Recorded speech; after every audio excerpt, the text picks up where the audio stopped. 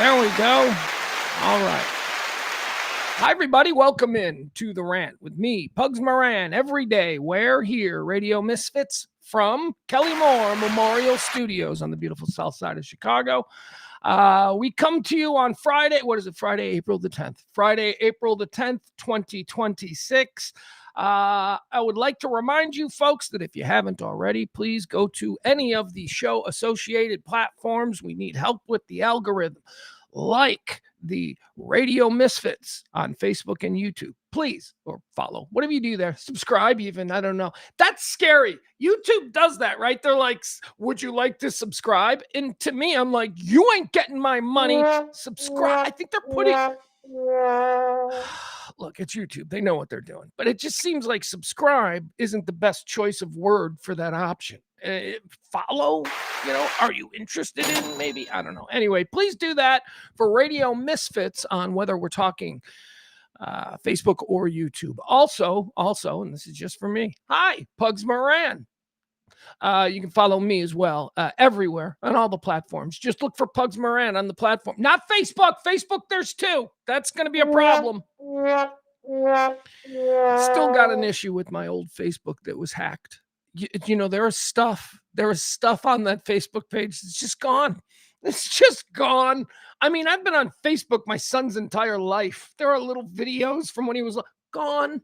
Thank God for YouTube. Thank God for some backups. But anywho, all right. So a lot of stuff to talk about today. We're gonna get into. Hold on, let me see. Before I do this, we first things first, and that is honoring the people that make this such a special show. We're gonna talk about the chat room. All right, every day we like to play the Formula One game. Who's on the platform, of course, in the sport of Formula One. First, second, and third place in a Formula One race are the winners. They're the winners. Now, we all know, America first and all. The only winner is first. Second place is the first loser, right? That's not how they do it in Formula One. It's about point accumulations. And so we do that here in the chat room. I'd like to know who's first in, who's second in, who's third in. What does today's podium look like? All right. Now, again, this is only on my screen. Ooh, first place. Here we go. It's Peter. Peter's got first place today. Taronda is two.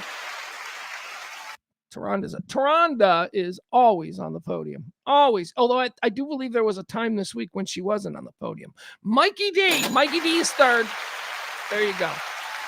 And Maddie was actually in there before most of them. But Maddie's like the pace car. Yeah, Maddie's the pace car. She can't be on the podium. So congratulations to Peter, Taronda, and Mikey D. That's today's podium. Today's executive producer, by the way, we should mention this because we are in theoretically, I guess we're at the end of Pledge Week, but we ain't going to make it. So I'm just going to keep shaking the can until we do make it, and then I'll shut up until we need, to shake the can again. So that's just how it's going to be. But we have an executive producer today. We have an executive producer, and it is the lovely Kim. Of course, we know her of the duo Peter and Kim. But Kim was yesterday's big tipper. Thank you so much, Kim. Thank you, Peter and Kim. I mean, if this show ends, it's going to be people like Peter and Kim and Mama B. These are the people that I'm going to be like, hey, I actually think they like listening to this. You know what I mean? Because that's really, when you do it from this side, there are these like really deep, thoughtful moments where you have to consider whether or not, you're doing anything meaningful for anyone. And, you think about the people who show up every day and you think, you know what? I think they actually like it. And that's the feel good. And that's, that feeds the whole narcissistic drive of doing something like this, which really is just me, a middle-aged man standing in my front yard, screaming at clouds. It's current events talk, pop culture talk. It's lifestyle talk. It's everything that any of us could possibly want to talk about. And when I say that, me, because I put it together. So I do want to thank Kim and Peter for their their relentless support of this operation. But we need more. We need friends. Do you people not have friends? I mean, my God, I think about the folks that listen every day, the good solid chunk of you that listen every day. Bring some friends. We need to grow. And if you can't do that, click the like, follow, subscribe, comment on everything. Like everything that I do, everything that Radio Misfits does, just comment. Even if it's just seriously, and this is no joke, even if it's just blah, blah, blah, it doesn't matter. Just engage with the algorithm. Engage, grow. That's what this is all about. Just grow. All right. So thank you so much to Kim. It is Pledge Week, as I mentioned. So if you want to support this kind of talk radio that doesn't really come into it with any agenda, at least not any sort of partisan agenda. I don't give a shit if you're right or left. It doesn't matter to me. As long as you're not crazy, because like we say here, we've got 15% crazy on the right, 15% crazy on the left. The rest of us, 70%, we're all different kinds of people, but we can do business together. We can recognize the greater good. We're the normal people, and that's who the show is for. And unfortunately, that kind of focused demographic doesn't really seem to have any appeal. Or, and here's the part that really keeps me awake at night. Maybe it's just me. Maybe it's just me. So thank you to everybody who supports this show. We like to start out with a question of the day. We've been doing this every day. Oh, and by the way, feel free to participate if you want to, send something or post something in the chat room, question of the day. I'll happily go with that.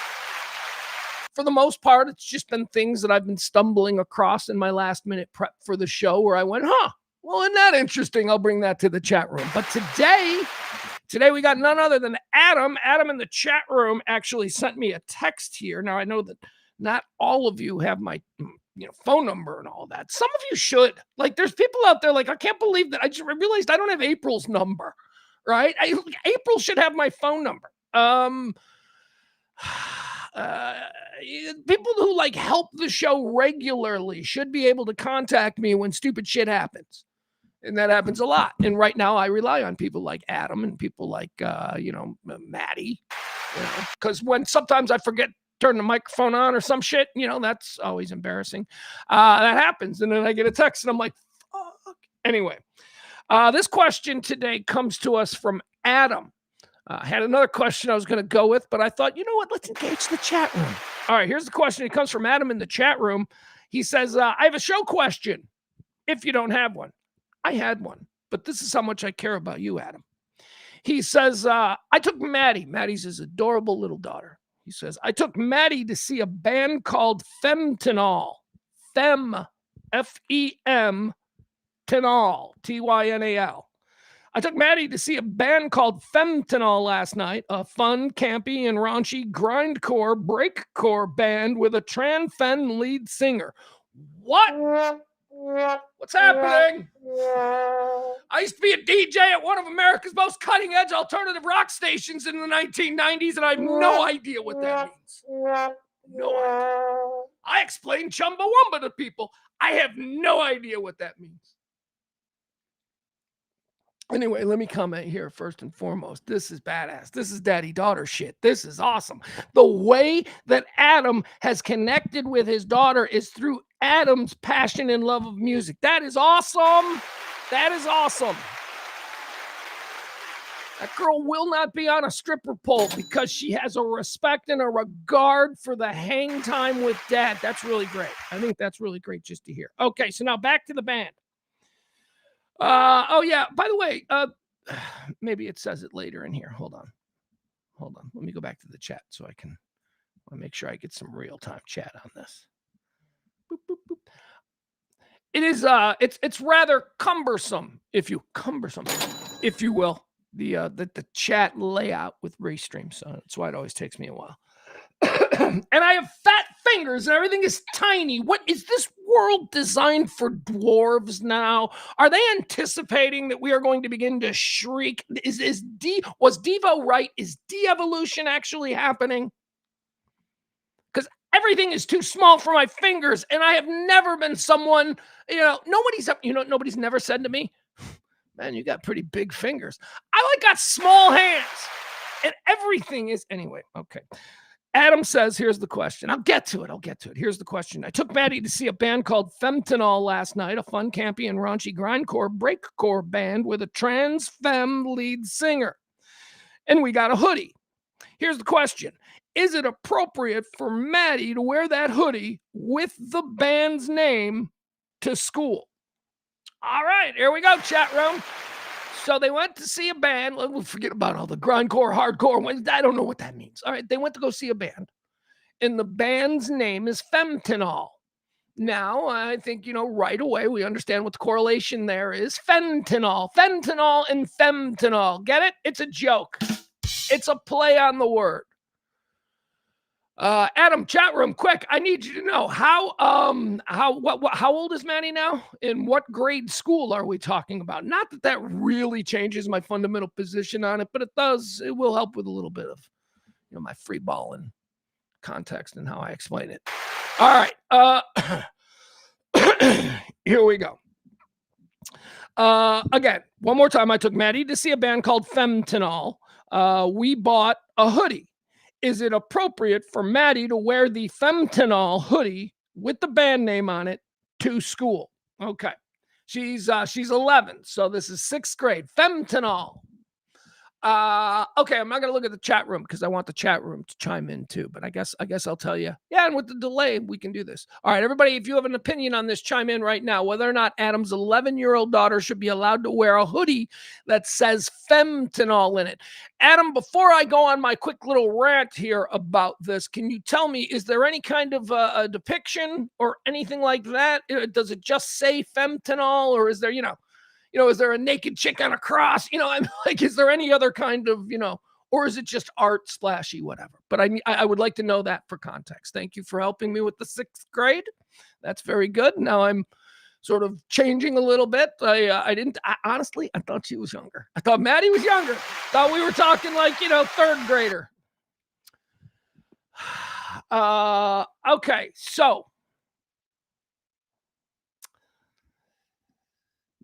Okay, so Adam is now saying there were tons of, again, apropos of nothing other than for social context so that we can all get upset or, rally behind or under our chosen flags.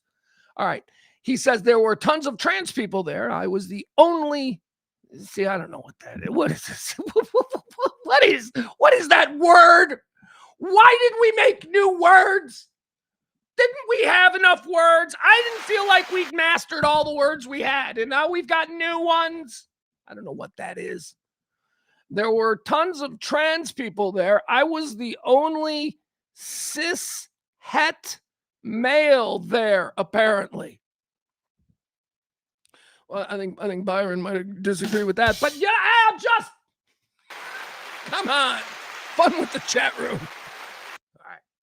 No, I think this is great. You're going to concerts with your kid. I don't give a shit about trans, cisnet, whatever, I mean, I would have died if at like 8 years old or 11. I'd have died if at 11 someone had taken me to see David Bowie. That would have been super cool. We just didn't have these socially divisive labels that we put on it back then. David Bowie was either awesome or weird. That was it. It didn't fall down into, subgenres of, well, he's a man who likes to wear dresses. He's transsexual. He's fluid. We didn't even have these words. He was just Bowie. To a lot of people, if you like Bowie, you was a fag, but, most people understood, nah, that ain't what's going on, fam. He's a genius. And you're just dumb. So I don't give a shit about, trans band, whatever. The name, it's about the name. It's about the play on words of the name. 6th grade, the band's name is Femtanol. Femtanol, feminine, fentanyl, feminine, and fentanyl, femtanol. That's what they did. It's a play on words. Can she wear it to school? Well, hold on, let me check. Hold on. Because I asked a very specific question. Is there any other depiction on it? Or does it just say femtanol? First of all, that's a big word for 6th graders. So, it might go over a lot of their heads. I don't see. All right. Well, so I'll check in with you guys until I get, all the information that I need. Hold on. All right. Maddie says, as a Gen X kid, I remember we were not allowed to wear Spud McKenzie, Motley Crue, and all sorts of pop culture stuff to school. Yeah, Maddie, here's what I think, because that That sounds like, it sounds like a Southern thing. That was not my experience. My experience here's up north.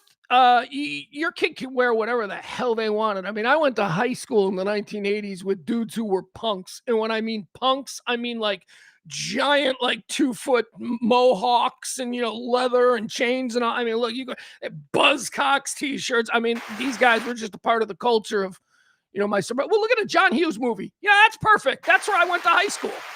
That is my time in high school. All those movies came out when I was in high school in the same, not school district, but suburbs of Chicago. We'll just leave it at that.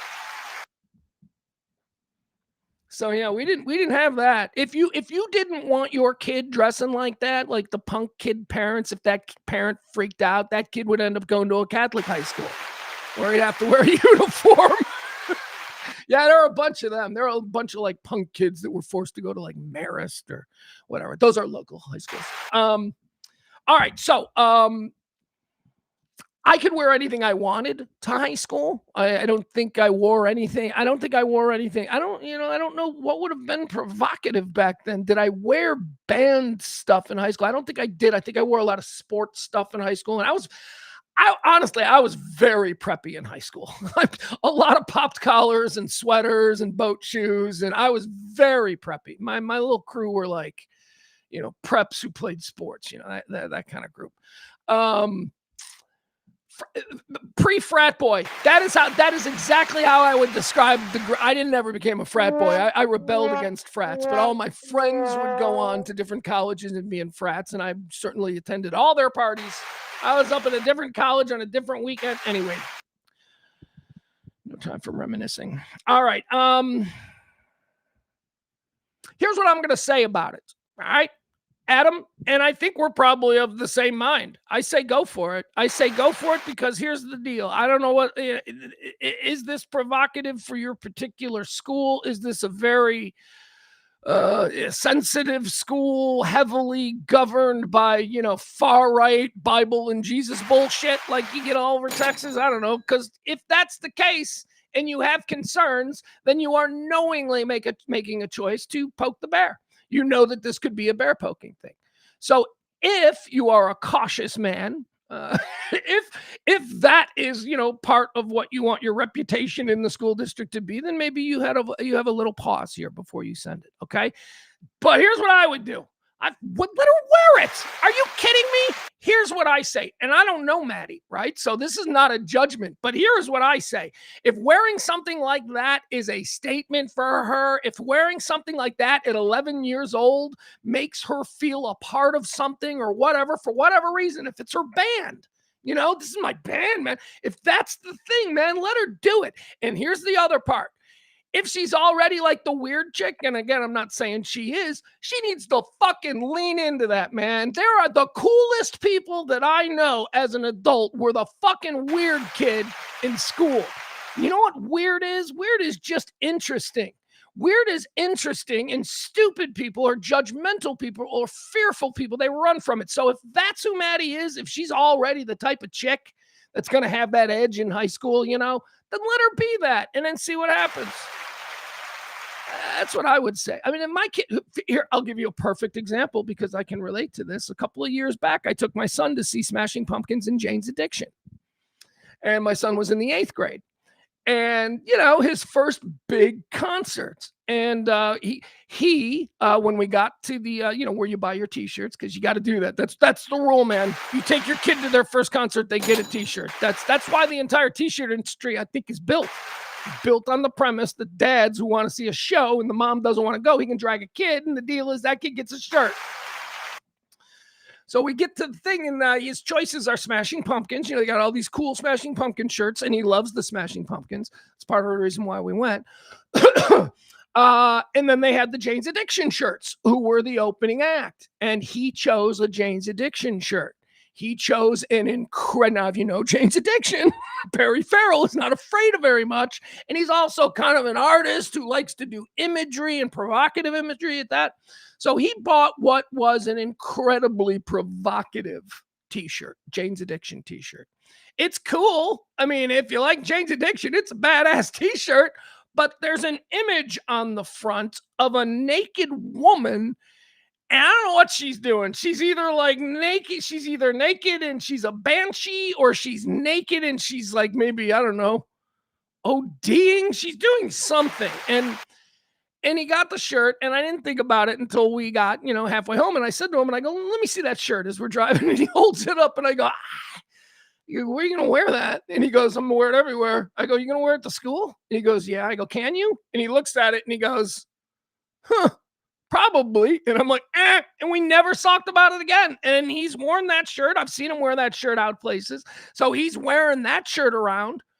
But he's, again, and this is another thing you have to consider, Adam, for Maddie, because she is a girl and the whole girl dynamic is different. The kids don't fuck with Mason because Mason's kind of like really big and strong. Sorry, dad bragging all that, but that's just, he can probably walk around wearing whatever he wants in high school, and very few people are going to say anything. But, there was no dust up. There were no, inner teacher problems, at least not that I'm aware of.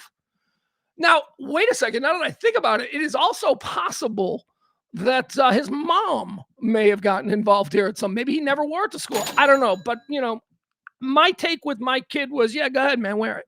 See what happens. Worst case scenario is we go, oh, shit, we didn't see it that way, Mr. Principal, because we're not perverts. But, okay, I won't wear it anymore. All right. That's fine. We were willing to accept that. So there you go, Adam. That would be my answer to your question. Let her wear what she wants to wear, okay? Unless it's obviously something terrible. I don't think that's terrible. If it's just the words femtanol, that's not a word. See, that's not a real word. So whatever reaction you're having to that word isn't a real reaction. It's a reaction based upon perception, and you're wrong. That's all. It's not a real word. Femtanol. And by the way, even if it is a word, if you wanted to explain it, you could explain it in any number of positive ways. I don't know what this would be, but you probably could. It's femtanol. It's about feminine and it's about feminine. I don't know. It's about feminine pain. It's about the pain of being a woman in modern society. It's about the pain of being questioned over every choice, including one like this, Mr. Principal. And then she stands up and everybody slow claps. And then she's a hero and the credits roll. Anyway, that's what I would do. All right. Thank you for that, Adam. Appreciate it. I like that. I like it when you guys, yeah, I know. He like now needs to go explain modern lingo. Cisgender, same assigned gender at birth as now, and heterosexual. We didn't need a fucking word for that, man, is my point. I know what it means. We didn't need a word for that. We didn't need a word for that. We didn't need a word for that. We didn't. When it's like 99.999999999% of everybody born and everybody that's around, we don't need a special word for it. It only confuses us old folks. But I appreciate it. All right, Adam, I have no doubt. Adam's a good dad. I have no doubt that he's going to handle that appropriately. All right, what do you say we get involved in some stuff today? Let's talk about where do we want to stay here? Oh, okay. Let's check in with the war, shall we? We got a war going on. We're in a ceasefire. Here we've got. I want to show this to you. This is an official statement. This is our government at work. An official statement on the status of the war. Here we go. Let's go directly to the Pentagon. He's going to explain everything.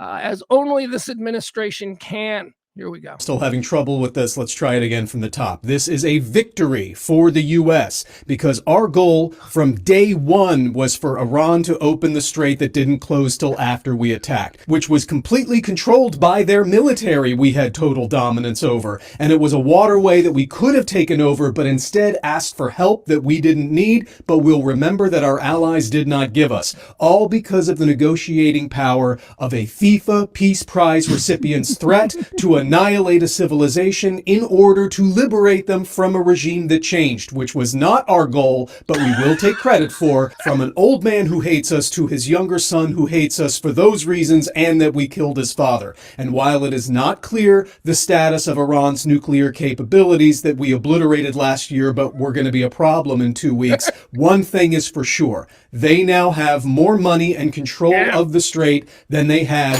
when they made the old deal that we ended because it was terrible. Now, I think that is enough about authoritarian propagandistic regimes. Does anybody have any questions about the Trump Library golden statue? All right, that's what they'd like to talk about. That is, of course, your update there. So that's what's going on with the peace deal. Guys, look, there was never a ceasefire, okay?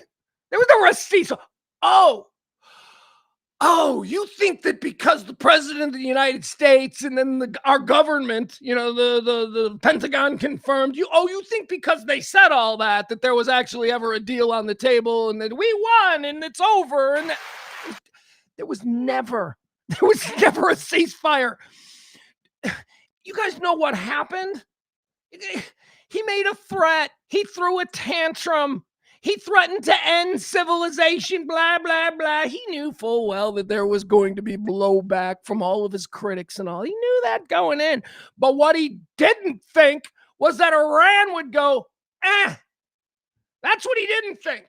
So here he is at yet another deadline after a frantic morning shit truth. Gonna end civilization. It's gonna be... Putting all of that out there, man. That is the fucking fingers crossed shot at half court.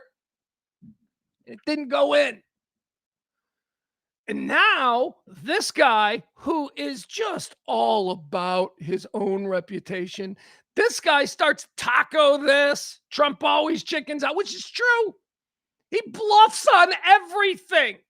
And the entire world knows this. The entire world just knows, let the fucking diaper baby have his tantrum, and then he ain't gonna do shit. And that's what this was. So he puts out this tweet because they're not responding to the deadline, and he wants to make sure that Fred Trump's boy gets his last threat in. And that's what it was. It was a desperation tweet, and then nothing happened. So now he's pinned. Now what's he gonna do? Holy moly, he's got to end this war. Look, the oil, the economy, the strait, it's totally fucked up, and we just can't do this anymore. So our choices are, we're either going to drop nukes and just completely pave the whole area, and then I'll get fucking convicted in The Hague, and everybody will go to jail, and, that, or I can just stop, because we shouldn't have done this in the first place. I see what all the other presidents meant now. That's what he was going through. So he had nothing. So what does he say?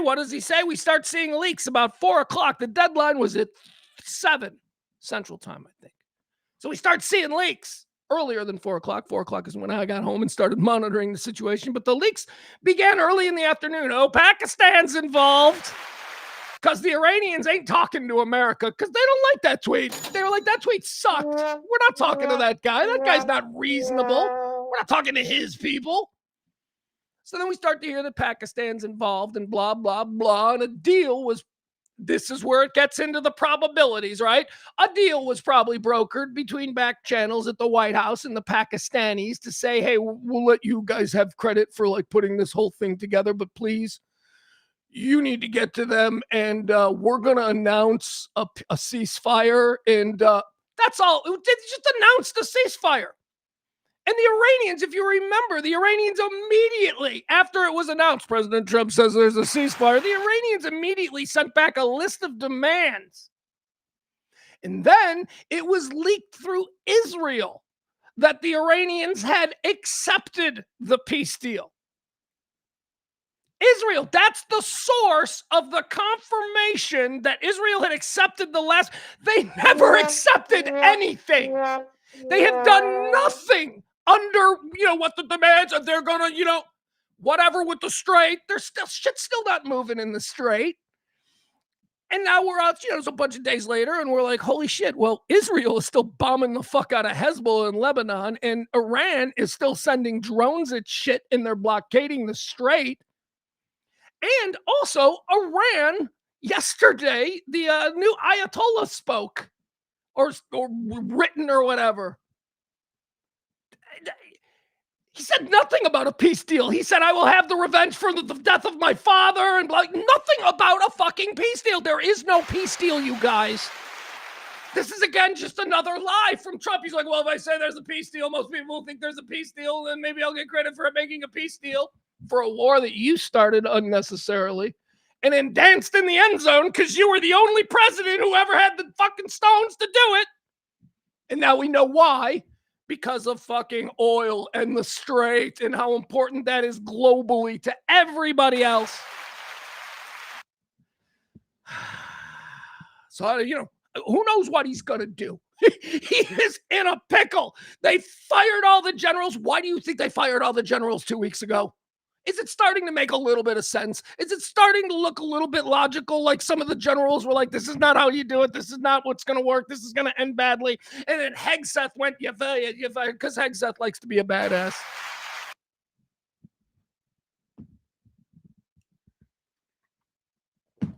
You know, so here we are. Thankfully, we still don't have boots on the ground. That was the thing. We're moving all the troops there, the buildup, blah, blah, blah. All of these troops are sitting on boats shitting in tin cans. What is going on? 2 weeks. He gave us 2 weeks, right? That's a long fucking deadline. 2 weeks. Because, you know, the previous one was 48 hours. That was like, okay, he's serious. This time it's 48 hours. But now it's a 2-week ceasefire. There is no ceasefire, guys. Again, it was a bluff. And this is the problem with this guy. This is the problem that I've always known was going to come up whenever we had somebody who was a businessman running this country. He bluffed. He bluffed, and his opponents are not playing cards. They're like, okay. Because here's the problem. He doesn't know his enemy. He doesn't understand. Donald Trump is a capitalist pig.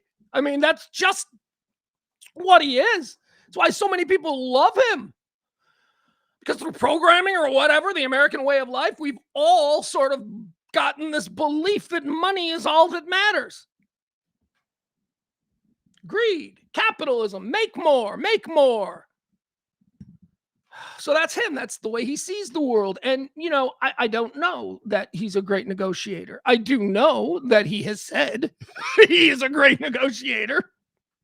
But he's done a fair amount of high-level business negotiating with other high-level business guys.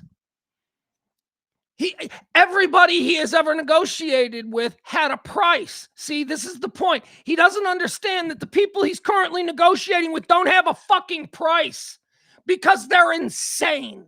Because they're a radical, fundamentalist, Islamic, brutal dictatorship.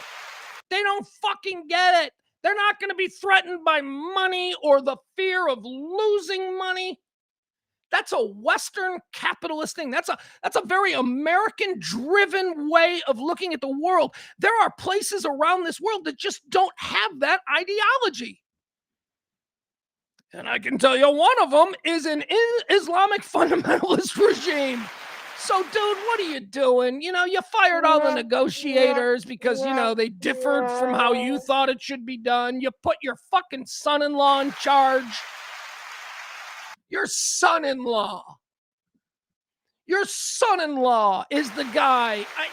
He has no diplomatic, you know, history. He has no expertise in global cultures and, you know, international negotiations like that. He doesn't. He's a fucking business guy who deals with other business guys, and every business guy has a price. So the mentality is, how close am I willing to get to giving him that price that he will take without having to give him the exact. That's the mentality. That's how you negotiate in the Western world. That's not how they negotiate, and he doesn't get it. So he's like, I'm just going to say there's a peace deal, and there'll be a peace deal. There is no freaking peace deal, okay? He ain't negotiating with a bunch of Wall Street cokeheads, okay? He's not. It's not the same thing. That was fun. That was an early rant. That took a lot out of me, man. I got to tell you. Anyway, there's your war update. I hope you're enjoying the war. All right, so now I want to talk about the Melania thing because this is fascinating. This has happened while we were live on the air yesterday, and we got right to it. Took my break. I saw that it was breaking. I played you the Melania thing. Now, yesterday was a weird day for Melania because I was going to do, and I did do, it wasn't the segment I thought I was going to do, but I was going to do a Melania segment yesterday, and it was going to be based around that CNN polling numbers that say that she's the least likable first lady in the history of first ladies. That was the story. But then before I did that story, she came out yesterday afternoon, unannounced, very formally, and made an announcement. Now, we played that announcement and we were like, oh, that's interesting. And I noted that that's kind of weird. Why is she bringing that back up? Okay. So ever since she did that, there's a firestorm. There's a whole blah, blah. So there's a lot behind why she did that. Why she did what, Pugs? Well, why she made an unannounced, very formal. That kind of announcement that is done in that way is typically, promoted. They know the first lady will speak today at 1 p.m. That is on the schedule. This was not on the schedule, which suggests that it just came up, that it was something that just came up either, late the night before or early in the morning. So that's what I'm interested in. Why did the first lady feel compelled to make this very formal with all of the weight and heft of the White House behind her? That was why there was a choice for formality. Why did the first lady do that yesterday out of nowhere? When I've been joking that we ain't talking about Epstein anymore, why is she bringing it back up when most people believe, most logical people believe, that this entire Iranian situation was designed solely to remove Epstein from the trend lists? And now she's bringing it back up unannounced out of nowhere. So what happened? A lot of things happened yesterday. A lot of things happened. And by the way, I'm going to give you my bit of research and what my story is right now. But later today, we're going to talk to Maddie. Maddie's doing some legwork on this story. She's got some very interesting tidbits and some connections that maybe I don't have. But let me just tell you what I think is going on here. And this is not what I think. This is what I know. And I'm going to back it up here with some proof. So a book was released yesterday in the United Kingdom and in America. And it's a book. It's called The Fall of the House of York or something like that. And it is a book about Prince Andrew. It is a book about how Andrew became the disgraced former Prince Andrew.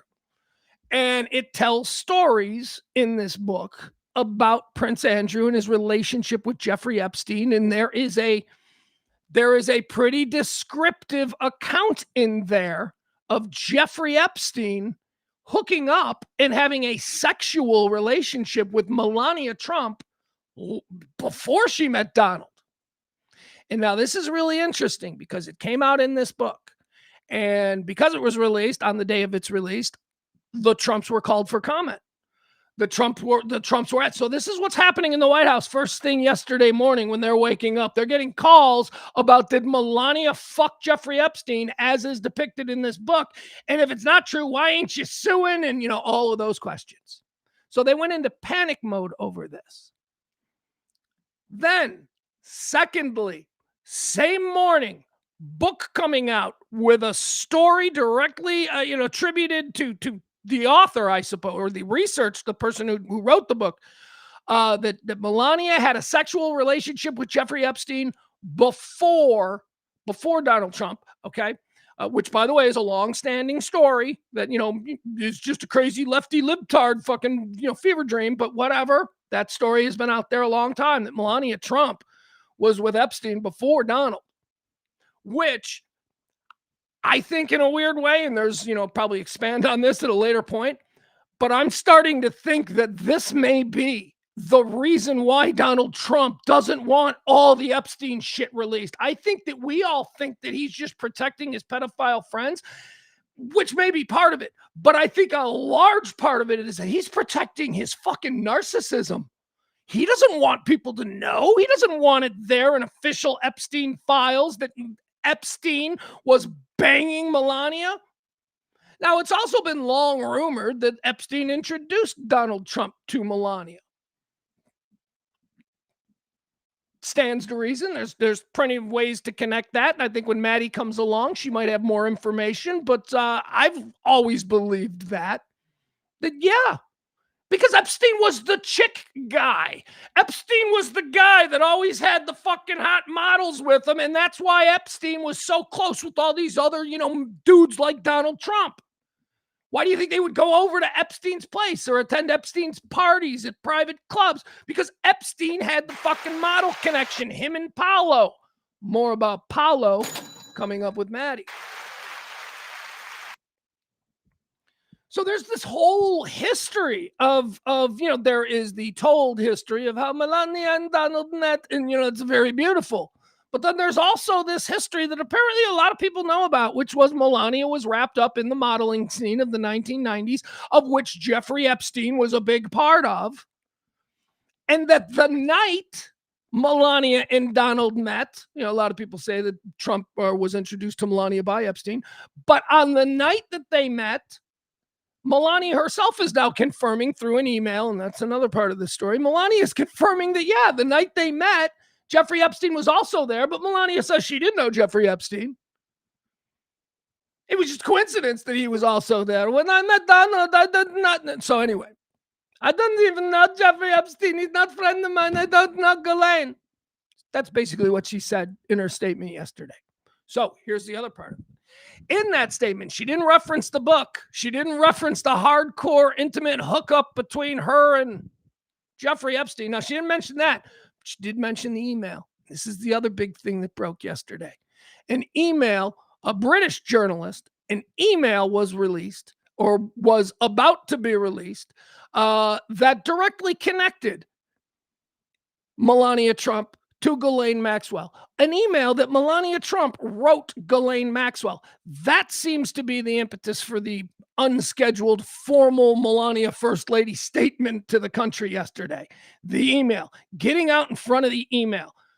Sky TV, I tell you guys this all the time, that I watch Sky TV, I watch British TV, I watch BBC News. I don't watch the, television and comedy, whatever, but I will watch them for news because nobody covers the madness of American politics better than the Brits. They don't have a horse in the race. They're not Republican. They're not Democrats. They're just calling balls and strikes. And it's great. And it paid off for me because yesterday afternoon, right when I got home, put the TV on and boom, Sky News comes up because that's the default channel that it's on.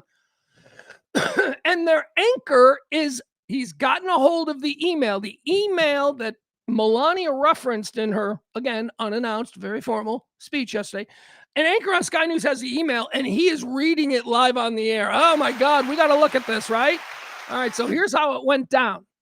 Now remember, in her statement, Melania distanced herself from both Epstein and Ghislaine, claiming that they were not friends and that they were just passing acquaintances and all of that.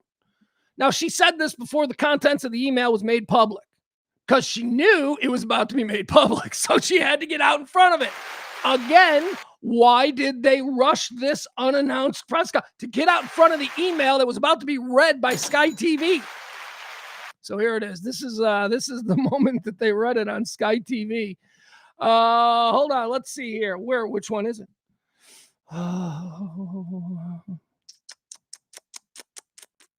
Sorry. I got so much on this. Okay. No, that's the actual speech. We don't need to watch the speech, right? No, that's okay. That's the other part. That's Michael Wolff. Yeah. All right. Here we go. All right. Check this out. Yeah. I had to pull this off Twitter. So this is the email. Now, remember, Melania says that she's not very good friends with them, doesn't know them, blah, blah, blah. These are all lies and blah, blah, blah. Okay, so let's listen to the email as it was read on Sky TV yesterday. Hold on. So I'm starting to realize that when I was watching it on Sky TV, I might have been watching a replay. They were hammering it all night. All right, here you go. It appeared to reference an email as well, an email that has been published, that is part of the Epstein files that have been released over a period of time. It's an email, I believe, from October 2002, an email that she is alleged to have written to Ghislaine Maxwell, the partner of Jeffrey Epstein. It's an email in which she writes to Ghislaine, "Dear G, how are you? Nice story about JE in NY magazine. You look great on the picture." let's stop it there and let's break it down line by line. All right. Because remember, Melania acts like she doesn't even know the lady. Not even a thing. Never met Jeffrey Epstein. Sure, we were at the same parties. That's what she said in her press conference. So here's the email that Melania wrote to G. That's that right there. That tells me right there that they are more than just, oh, we bumped into each other. We have the same group of friends. I've said hello from time to time. G, she calls her. I know a story about an email in which she writes to Ghislaine, "Dear G, how are you? Nice story about JE in NY Magazine." All right, so there was a story in New York Magazine about JE, Jeffrey Epstein, that Melania is like, hey, friend, I saw that story about Jeff. Oh, it was great. They're friends, okay? Melania has a relationship with Ghislaine Maxwell, a relationship that she felt rushed to make a statement to deny yesterday. You look great on the picture. I know you're very busy flying all over the world. How was Palm Beach? I cannot wait to go down. Give me a call when you're back in NY. Have a great time. Love, Melania. Okay. Here's the other thing that I noticed right away about that, and we'll play it back and we'll listen to it. And it's almost good that he's reading because it's an email. There was no vocal or emotive inflection to be read anyway because it was an email. That note to Ghislaine Maxwell from the First Lady of the United States is not only familiar, they're not only friendly, but it's ass kissy. It is ass kissy. Melania is kissing Ghislaine's ass. Melania in this email, incrementally, Melania, a former model in the stable of models that ran with Epstein and Paulo and that whole crowd, that's how she crossed paths with Donald in the first place. There was probably a time where Ghislaine was her madam. And I don't mean to put it in such, obviously provocative terms, but there was probably a time where in the pecking order of the party girl scene where Ghislaine Maxwell may have been seen as the elder statesman, who, if you wanted to meet that billionaire, you had to be nice to, you know what I mean? That's probably how it worked. I mean, that's how her role has been described. Now it's been most notably described and fabulously described as it pertains to underage girls. But they weren't all underage. They were running all kinds of models, Eastern European runaways, and all kinds of shit. So that's what I take from this. I take from this that Melania has married up, and she is now sees herself as, on some level an equal with Ghislaine. But there's still that thing in the back of her head where, Ghislaine is still Miss Maxwell or whatever. Let's listen again to how she says it. It's like, I just can't wait to see you again, or I hope you can find time, or she's being apologetic for something. I don't remember exactly. So let's says listen. Back in the World Zine, you look great on the picture. You look great on the picture. Hey, I saw J.E. in New York Magazine. You look great on the picture. Kiss assy, familiar, friendly, like she wants something. Like, if you believe her to be an apex manipulator, it seems like there's something that Melania thinks she can get from these people. Because I don't think Melania is warm. I don't think she's warm to anybody that isn't at her level or above. I know you're very busy. I know you're very busy. I'm sorry to even ask. I know you're very... This plays... I'll tell you what it doesn't play. It doesn't play the way Melania described it. Okay, whatever I'm reading into it, you can roll your eyes and you can dismiss it, but this does not play the way Melania described it.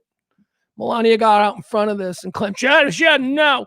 Flying all over NY. Writes to Ghislaine, "Dear G, how are you? Nice story about JE in NY Magazine. You look great on the picture. I know you're very busy flying all over the world. How was Palm Beach? I cannot wait to go down. Give me a call when you're back in NY. Have a great time. Love, Melania."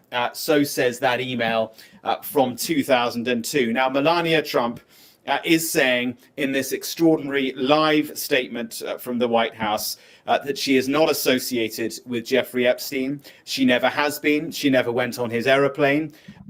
Yet in the email, she's like, I saw J.E. You guys look great together. I can't wait. I know you guys are busy. I can't wait to see. Come on. She's lying. She's lying just like him. But you know what is interesting about this? And this is why I posted a couple of times last night about how crazy the White House probably was last night. Because I do not, unlike some other people, I'm reading some things, I'm trying to read as much because this is juicy. I do not think that this was Donald approved. What I think this is happy wife, happy life approved by Donald. Because a lot of people are saying that this announcement where she came out and reintroduced the subject of Jeffrey Epstein in a very big way. There are people who are saying that her ability to do that would need to have been cleared through the White House, which is through Donald Trump's people, and Donald Trump's people would never be okay with that because they're working so hard to get Epstein off the front pages. Okay, I've heard that from pundits. But that's not how the world works. And that's certainly not how Donald Trump works. Here's how that works. She fucking busts his balls. She's losing her mind over this bullshit, Donald. You and your fucking pervy friend, Donald. That whole thing. That's wife-husband shit. And she said, I am going out there and I am going to say this. And he's probably like, you can't do that, blah, blah, blah. And she's like, fuck you, Donald. And he's like, okay. So he approved it. Happy wife, happy life. He didn't want to do it. There's no logical reason for the White House to get behind such a formal presentation of an unannounced bombshell. I mean, that's what that was. That was a bombshell. And yes, I believe that the White House, in conjunction with the First Lady's office, they worked it out. They worked it out in probably 45 minutes. We got to do this. We got to do this. She's not taking no for an answer. And I'm sure that while they were planning it, everybody's going, this is a bad idea. It's a bad idea. This is only going to cause even more problem. This is a bad idea. And then somebody's like, well, the boss says, give the fucking wife what she wants. And this was designed, I believe, to make Melania feel better about these stories that were coming out. And maybe that CNN poll that shows her as the least popular first lady of all time, maybe that got in her head too early in the morning over coffee. And now she's like, enough. So that's what I think happened at the White House. And I think last night there were pots and pans being thrown and doors being slammed. Yeah, because the last thing that Donald wants is for the fucking Epstein thing to be brought up. And he sure as shit doesn't want the Epstein thing to be talked about for, days on end. And this did that. This is not what he wanted. Here we are. So now he's got the fucked up war. Hey, maybe we'll stop talking about how he fucked up the war. Maybe that'll be the only good thing about it. Okay, so here's the other thing. Michael Wolff, who has been, he was very close to Donald Trump. I wrote a couple of books. Is Michael Wolff Art of the Deal too? Whatever. He's the ghostwriter on all of Trump's. I wrote a bunch of books. No, you didn't. Another guy wrote books. You walked around pacing and shouting out shit, and a writer actually took all of your nonsense babbling and crafted a story. You didn't write a fucking book. You lived a life and then you talked about it. And you haven't stopped since, when was that book published? 89? I don't know. You haven't stopped talking about it since, man. All right, so Michael Wolff, and he's a big Trump enemy now. Remember now, he used to have like full and complete access because he was Trump's guy and they loved each other and they were fun and all that. But then, Trump started to become president and Michael Wolff's like, I know shit. And Trump's like, you can't talk about it. And he's like, yeah, I can. I'm a journalist. That's what I do. He's like, but you're my friend. And he's like, it doesn't matter. You're like about to be president. And I got all kinds of shit on you, man. I'm going to talk about it. I won't do any of the big stuff, but So Michael Wolff has written a bunch of books. Michael Wolff knows who Trump is. Michael Wolff has been inside before he became this delusional dictator. This crazy, but Michael Wolff knows the guy. So anyway, Michael Wolff, he went on, I don't know what this is. He went on something yesterday. Actually, it looks like maybe it's just him doing this to a camera. But Michael Wolff talked about the book. Right? I told you about the book, The Fall of the House of York, or whatever it is, the Rise and Fall of the House of York, I think. So he's now, Michael Wolff is going to tell you about the details of the book that was released yesterday that talks about how Melania was with Epstein first. And it's about Hold on, the here we go. pathetic. A new book was published yesterday in the US and UK entitled The Rise and Fall of the House of York. It's by a British journalist by the name of Andrew Loney. And it's about the pathetic life of Prince Andrew, but it is also about his connection to Donald Trump, Jeffrey Epstein, and Melania Trump. And in fact, it contains a passage in which Epstein is quoted, and this is from an interview apparently in 2007, where he says that he had sex with Melania a full year before Donald Trump commenced his relationship with Melania. A new book was published yesterday in the US. So that ain't the details. The details are pretty great. I thought we had the details there. Hold on, let me see if I can find you the British details. Journalist by the name of Andrew Loney. Got a lot of windows open. I apologize. Got a lot of windows were open dedicated to Mike Vrabel and Diana Rousini. That's I don't think we're gonna do a segment that is too many windows is my point. Let's see. So we had that one. The Melania's email. She did. Okay. All right. I guess that's it. All right. Anyway, you can find the gory details about Epstein banging Melania in the back of a limousine after a party they were at. A party that apparently the book says Trump was at too, but they weren't, together. Trump and Melania. So I mean, this is really, this makes sense if you are even keeled about who Donald Trump is. But people say he's playing, 4D chess or whatever. No, he's not. No, he's not. He is a narcissist who is driven by one thing: ratings, maybe a couple of things, poll numbers, whatever, however you want to term it. That's what he's driven by. He wants to be popular. He loves being popular. He's seeing his crowds diminish. He's seeing the army of podcasters and pundits and shit talkers that got him elected. He's seeing them all turn on him. He's got this Epstein thing, and the Epstein thing is probably, well, I guess Iran is now one of the most inscrutable things that he did, especially since he ran on the direct opposite. But the Epstein thing was really the canary in the coal mine that this man is not concerned with. Well, here, let me frame it this way for you. So here's what I believe. This is what I believe now. I believe Trump's irrational behavior concerning the Epstein files does not have as much to do with his association with now known pedophiles and Jeffrey Epstein people. I never believed any of these stories about Trump raped a little girl. All right, too fantastic. I think we can get them with a lot less. All right, let's not go, whatever.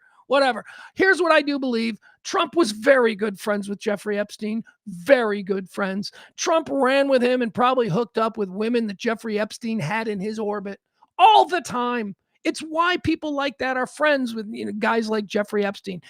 Jeffrey Epstein's job wasn't to be rich, right? Like what Jeffrey Epstein was very rich. But he wasn't rich like, I inherited $1 billion from my daddy and my granddad. No, Jeffrey Epstein managed rich people's money, okay? That's how Jeffrey Epstein got his wealth. He took all the wealth of other people and put it in one big pile and then somehow made them money. And I guess he was quite good at it because he himself became a billionaire. So when that is your job, when it is your job to constantly be meeting new rich guys, right? Well, what's a good way to do that? You can join every fucking country club in America, maybe. But that doesn't seem possible. Or you can start a modeling agency and you can be the dude that always has the smoke show chicks. And that was part of Jeffrey Epstein's business thing. He was known as the guy with all the chicks. So when Jeffrey Epstein walked in with 10 fucking Czechoslovakian 10s, the rich guys in the bar were like, who's that? I'd like to meet that guy. That's just how it worked. That is,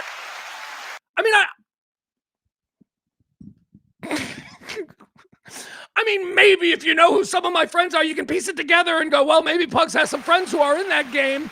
And it is a lucrative game. And that's how Jeffrey Epstein made friends with all of these people who had money and then got them to give him their money so that he could invest it in whatever. That was the game. That was his business.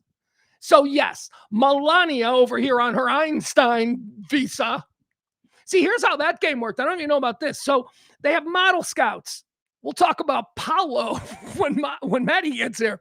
So they have model scouts, these rich guys or a guy like Epstein. He'll just have these friends and, he'll fund their life over in Eastern Europe. And their job is to represent some New York, Manhattan-based modeling agencies. And they go to fucking Prague.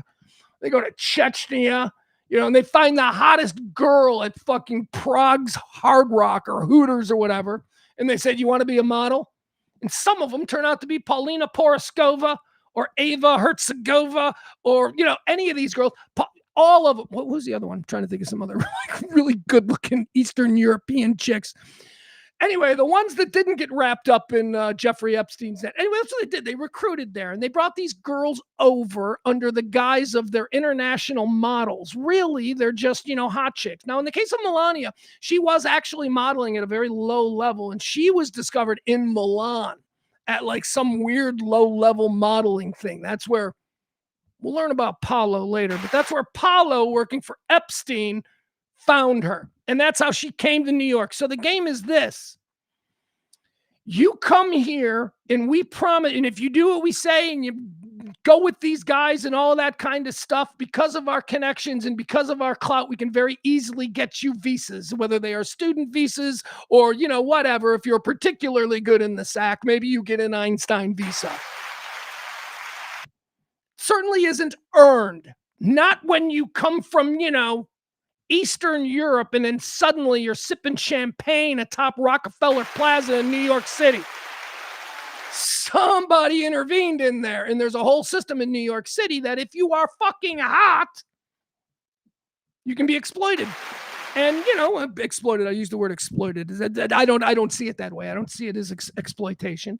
I see it as trafficking when they're underage and stuff, but, I wouldn't look at Melania Trump and go, God, look at the tragedy of her life. Look at how that shit turned out for her. No, I believe that a beautiful woman should be able to use her God-given talents to get whatever she wants in this world. Nobody stood up and told Roger Clemens that he shouldn't use his rocket arm to make millions and millions of dollars. I mean, why would you fucking tell a beautiful woman that, she shouldn't use her charms to make her life better? I think it's perfectly acceptable and I applaud it. So, but it is a game. It is a game. And the details of it are embarrassing. And I believe that our president, being such a narcissist, isn't driven by the idea of exposing a pedophile network of businessmen and people that he's been friends with. That might be part of it. But I honestly believe at this point that Trump is trying to cover up the fact that Epstein fucked his wife first. Because that is the kind of shit that matters to him. If you don't see it, you don't see it. But anyway, that's my whole take on it. All right, thank you. Thank you. That's what's going on with this Melania thing. It bothers Trump now. Like when he walks down the hallway and he sees the Secret Service people just lying there, or the Marine or whatever, he walks by these people, they don't say anything to him, but it just bugs him that he knows that they're thinking that Epstein got there first. It's just, that's the kind of guy he is. It's kind of narcissist he is. Also, I think it's interesting, because just going back to my theory that this was Melania going rogue and making demands of this guy. She's like, look, Donald, you don't want to be filing for divorce. I've had it. So, he's like, all right, whatever. Happy wife, happy life. I know this goes against everything that, my advisors say we should do, but we do it. Okay, so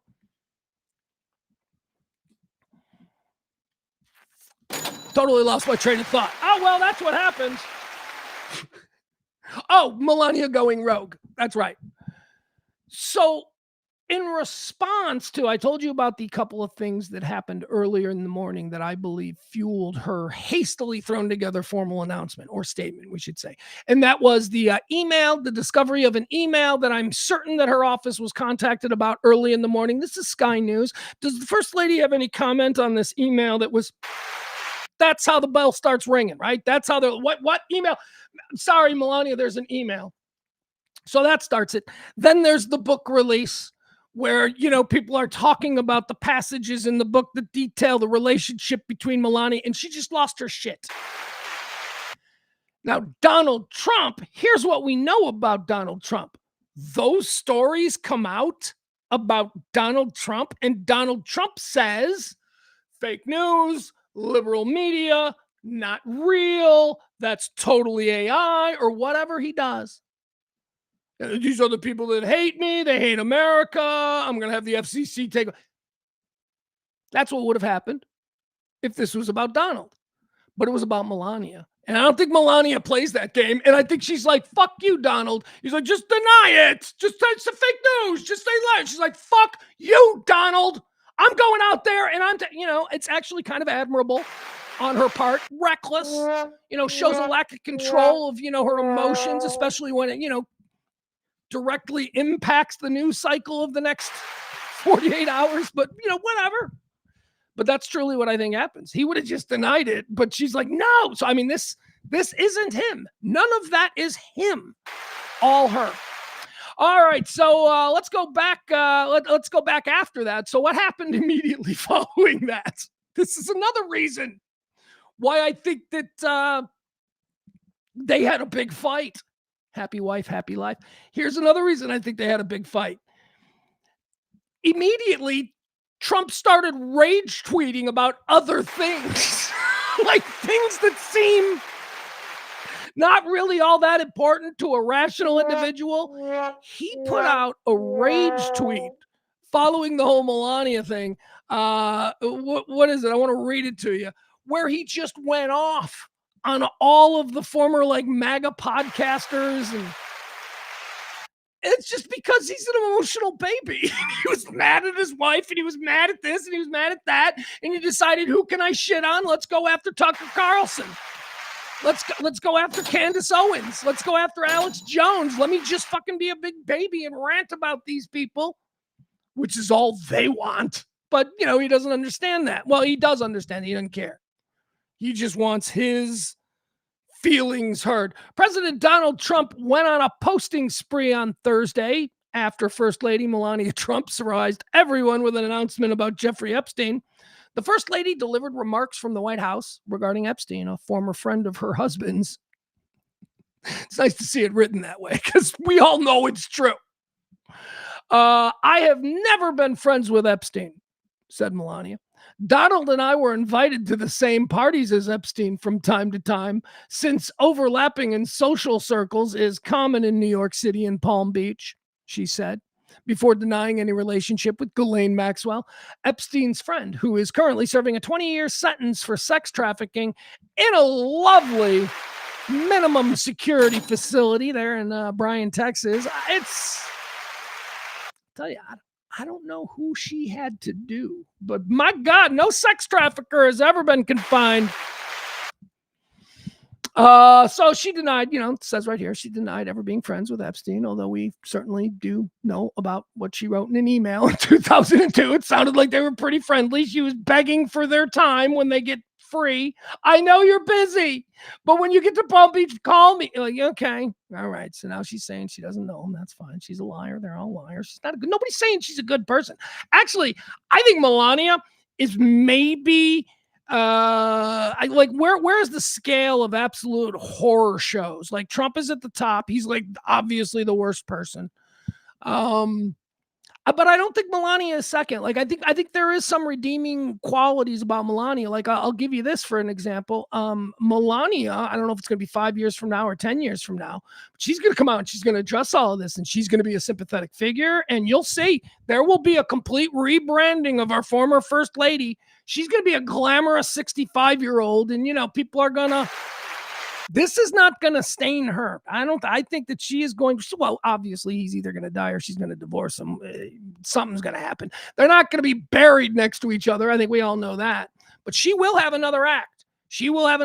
And I think that Barron needs to be very conscious of the fact that he is going to be a grown-up trying to work in a world that may not, historically speaking, have a really good view of his father or his family name. But, a guy like Barron, he can distance himself from all of this, and and he's got the name wreck, and who knows, MAGA could be back in 25 years. That's how it happens. All right, let's get back to this. So she claims she was never friends with Ghislaine. We know that's not true because of the email. The First Lady's comments seem to come out of nowhere as they explain files, or I'm sorry, her comments seem to come out of nowhere as the Epstein files have largely been out of the news cycle. A few hours after Melania Trump's comment, the president went on Truth Social posting, posting bender, beginning with a lengthy screed against MAGA influencers who have criticized his war in Iran. He singled out Tucker Carlson, Megyn Kelly, Candace Owens, and Alex Jones, calling them stupid people and nut jobs. All right, guys, I want to read this for you, okay? Hold on. Where is it? Do I have that one? I want to read the whole thing. Hold on. I don't want to read all of these. There's no reason to read all of these. He wrote one, that he started with the highly respected Prime Minister of Hungary, Viktor Orban. Viktor Orban is not highly respected by anybody but Donald Trump. Jesus. All right, where's the good one? Where's the one where he goes off on everybody? Because that's my favorite one. There's so many. Like I said, a couple of crazy mad tweets ago, I pointed out, I said, look, I can't get upset over tweets anymore because, he's been doing this forever. And, each one is just incrementally worse than the one before it. So to me, it's been normalized. I can't be shocked by any of it. All right. Anyway, he went off. Okay. I guess I don't need to read it. Or do I? Yeah. Okay. Here it is. All right. I'll read it for you. Now, it is interesting, though, from the standpoint that, he just doesn't seem to care anymore. I guess he doesn't think he's running again. I mean, he's behaving. Remember, that was the fear. I don't know. I might run again. I mean, forgetting, of course, that he can't. But, we'll cross that bridge when we get to it. There is nothing that seems as it should be with this guy. So who knows? So, we were worried about that. But I would say that his behavior, certainly over the past 6-7 months, don't indicate that he thinks that he's going to need any kind of a voting base. He is just doing whatever he can get away with now. And as we've been chronicling here over the past couple of months, people are falling off, right? The MAGA big mouths, they're not all bought and paid for anymore. Or at the very least, some of them are now expressing some incredible shock. Everything from the immigration ICE roundup, which seemed to be the first cracks we saw out of Joe Rogan. Now we've got the Epstein stuff, right? The Epstein stuff was a bridge too far for a lot of these people. Now the Iran war. So, he's acting like they've changed when in fact they haven't changed. A lot of them are still the same awful people. You are just going down an awful fork in the road. That's it. You're all still awful. So here's what he wrote. He's mad because he didn't release the Epstein files, and he's going to war with Iran, and those were two very key tenets of what MAGA was supposed to be all about. So he's turned on the people that whipped everybody up and got him elected. Here's what he wrote. He says, I know why Tucker Carlson, Megyn Kelly, Candace Owens, and Alex Jones have all been fighting me for years, especially by the fact that they think it is a wonderful... I know why he's an idiot. So, his writing isn't great. So I know why Tucker Carlson, Megyn Kelly, Candace Owens, and Alex Jones have all been fighting me for years, especially by the fact that they think it is wonderful for Iran, the number one state sponsor of terror, to have nuclear weapons, because they have one thing in common, low IQs. That is the rant of a madman. That is a crazy person who doesn't understand. That is a crazy person issuing an edict who is rambling. You people, so many of you were so tuned in to mental fitness when Biden was the president. So many of you clocked it very early on incorrectly. He's just a senile old man. This is a mental problem. This is a sign of some kind of bipolar manic. This is a manic screed, okay? And that is a medical definition. This is a manic screed. I know why Tucker Carlson, Megyn Kelly, Candace Owens, and Alex Jones have all been fighting me for years, especially by the fact that they think it's wonderful for Iran, the number one sponsor of terror, to have nuclear weapons because they have one thing in common: low IQs. They're stupid people, comma. They know it, comma. Their families know it, comma. And everyone else knows it, comma. 2 exclamation point. Look at their past. Look at their record. They don't have what it takes, and they never did. They've all been thrown off television, lost their shows, and aren't even invited on TV because nobody cares about them. They're nut jobs, troublemakers, and will always say anything necessary for some free and cheap publicity. Now they think they get some clicks because they have third-rate podcasts, but nobody's talking about them. But you are. I mean, you are. That's projection. That is just obvious projection. I need to take a break. Nobody's talking about them, and their views are the opposite of MAGA, or I wouldn't have won the presidential election in a landslide, all capitals. MAGA agrees with me and just gave CNN a 100% approval rating of Trump, not hand-flailing fools like Tucker Carlson, who couldn't even finish college. He was a broken man when he got fired from Fox, and he's never been the same. Perhaps he should see a good psychiatrist, or Megyn Kelly, who nastily asked me the now famous only Rosie O'Donnell question, or crazy Candace Owens, who accuses the highly respected First Lady of France of being a man when she's not, and will hopefully win lots of money in the ongoing lawsuit. Actually, to me, the First Lady of France is a far more beautiful woman than Candace. In fact, it's not even close. Or bankrupt Alex Jones, who says some of the dumbest things and lost his entire fortune, as he should have, for his horrendous attack on the families of the Sandy Hook shooting victims, ridiculously claiming that it was a hoax. These so-called pundits are losers, capitalized, and they always will be. Now, fake news CNN, the failing New York Times, and all of the other radical left news organizations are hailing them and giving them positive press for the first time in their lives. They're not MAGA. They're losers, just trying to latch on to MAGA. As president, I could get them on my side anytime I want to. But when they call, I don't return their calls because I'm too busy on world and country affairs and, comma, after a few times, comma, they go nasty, just like Marjorie Trader Brown. But I no longer, yeah, Marjorie Trader, what is that about Brown? He knows it's green. You know what my 16-year-old Gen Z kid would go? He'd go, that's racist. And I go, yeah, I think it might be. I think that one might be. That's a dog whistle. Is that a dog whistle? I don't know. Let's continue. As president, I could get them on my side anytime I want to. But when they call, I don't return their calls because I'm too busy on world and country affairs. And after a few times, they go nasty. Just like Marjorie Trader Brown. But I no longer care about that stuff. I only care about doing right for our country. MAGA is about winning in strength and not allowing Iran to have nuclear weapons. All right, time out. All right, time out. I thought you did that. You told us you did that. You got credit for doing that. It's like with your kid. I thought you cleaned the garage. Like, you tell the kid, clean the garage. And, that's in February. And then you get in there in like May because finally you can open up the garage and get everything out. And you're like, you didn't clean the garage. You got credit in February for cleaning the fucking garage, and the garage is still not cleaned. That's what he's doing there. But you people own the libs. God, you people sold out your country. You people sold out your country. Thinking you're patriots. All right, let's continue. I could get them on my side anytime I'd want. But when they call, I don't return their calls because I'm too busy on world and country affairs. And after a few times, they go nasty, just like Marjorie Trader Brown. But I no longer care about that stuff. I only care about doing right for our country.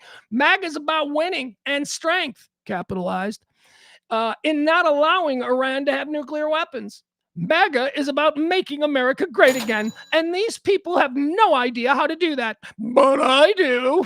Capitalized, but I do, because the United States is now the hottest country anywhere in the world. President Donald J. Trump. You fucking people that elected that piece of shit.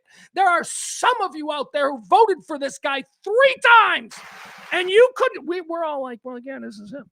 We knew that this is him. You poke him far enough and this is what you're going to get. We saw it. How come you didn't? I am so pissed. A couple of months ago, I'm like, we need to offer an off-ramp. No, we don't. It's too late. War with Iran and no regime change? Sign me up. Who the fuck voted for that? All right. Let's see here. That was a nice little endorphin dump. Thank you, President Trump, as always, for giving me the endorphin dump that we need. All right. Let's see. What else do we have here? Oh, by the way, just check in with the rest of the world, because I know that we here in America, we're pretty sure we won the war after day 2, right? Wasn't that when we were told it was over and we won? Something like that. So we here in America, we know we won. We know the war's over. Rest of the world isn't really. The rest of the world is fucking clowning us, man. Not only our adversaries. I mean, there are Sky News had a guy on this morning who was a comedian. Well, he seemed like he was a comedian. I don't know what he was. He said that he was a blogger or something. But he seemed like a comedian. Just going to town on us. Just, Americans. It's just embarrassing. One of the bill of goods that everybody bought was they'll respect us. Man, they don't respect us. They're all like, world court's going to put all these people in jail, right? We just got to wait it out. That's basically the attitude of the whole world. Oh, what? When they arrest our former president, what are you people going to take to the streets? No, you're not, you fat, lazy fucks. You're not going to do anything. You're going to hit Twitter and start complaining about it there, because... Man. So Russia is one of the... Russia is who, they're clowning us. Now, they always clown us, but, when they start clowning you and you're like, oh, my God, they might have a point. Russia... who, by the way, has been handing intelligence and all kinds of technology to Iran throughout this whole thing.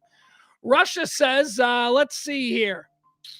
Russia brutally mocks arrogant Trump over Iran defeat and declining mental state. So that's what they're running with.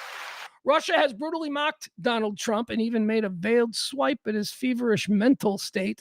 The country's media do not agree with the U.S. president's claim of total victory over Iran. This, according to BBC's Steve Rosenberg. Trump has escaped from the trap of his own making, but only the feverish mind of the American himself can consider this a triumphant victory. That's basically what the rest of the world is looking at us. They're like, you guys fucking broke something. You got drunk. You came in here. You broke some shit. And now you're running around going, I own the place.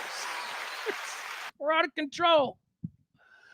Also, here's another thing that I've been monitoring, and I haven't been showing you all of these, but some of them are really good. And I wanted to show this one because we are in day 3 now. We've entered day 3. Day 3 of our ceasefire. That isn't really a thing, but we're all going around going, good thing Trump got a ceasefire. Right, we're all doing that.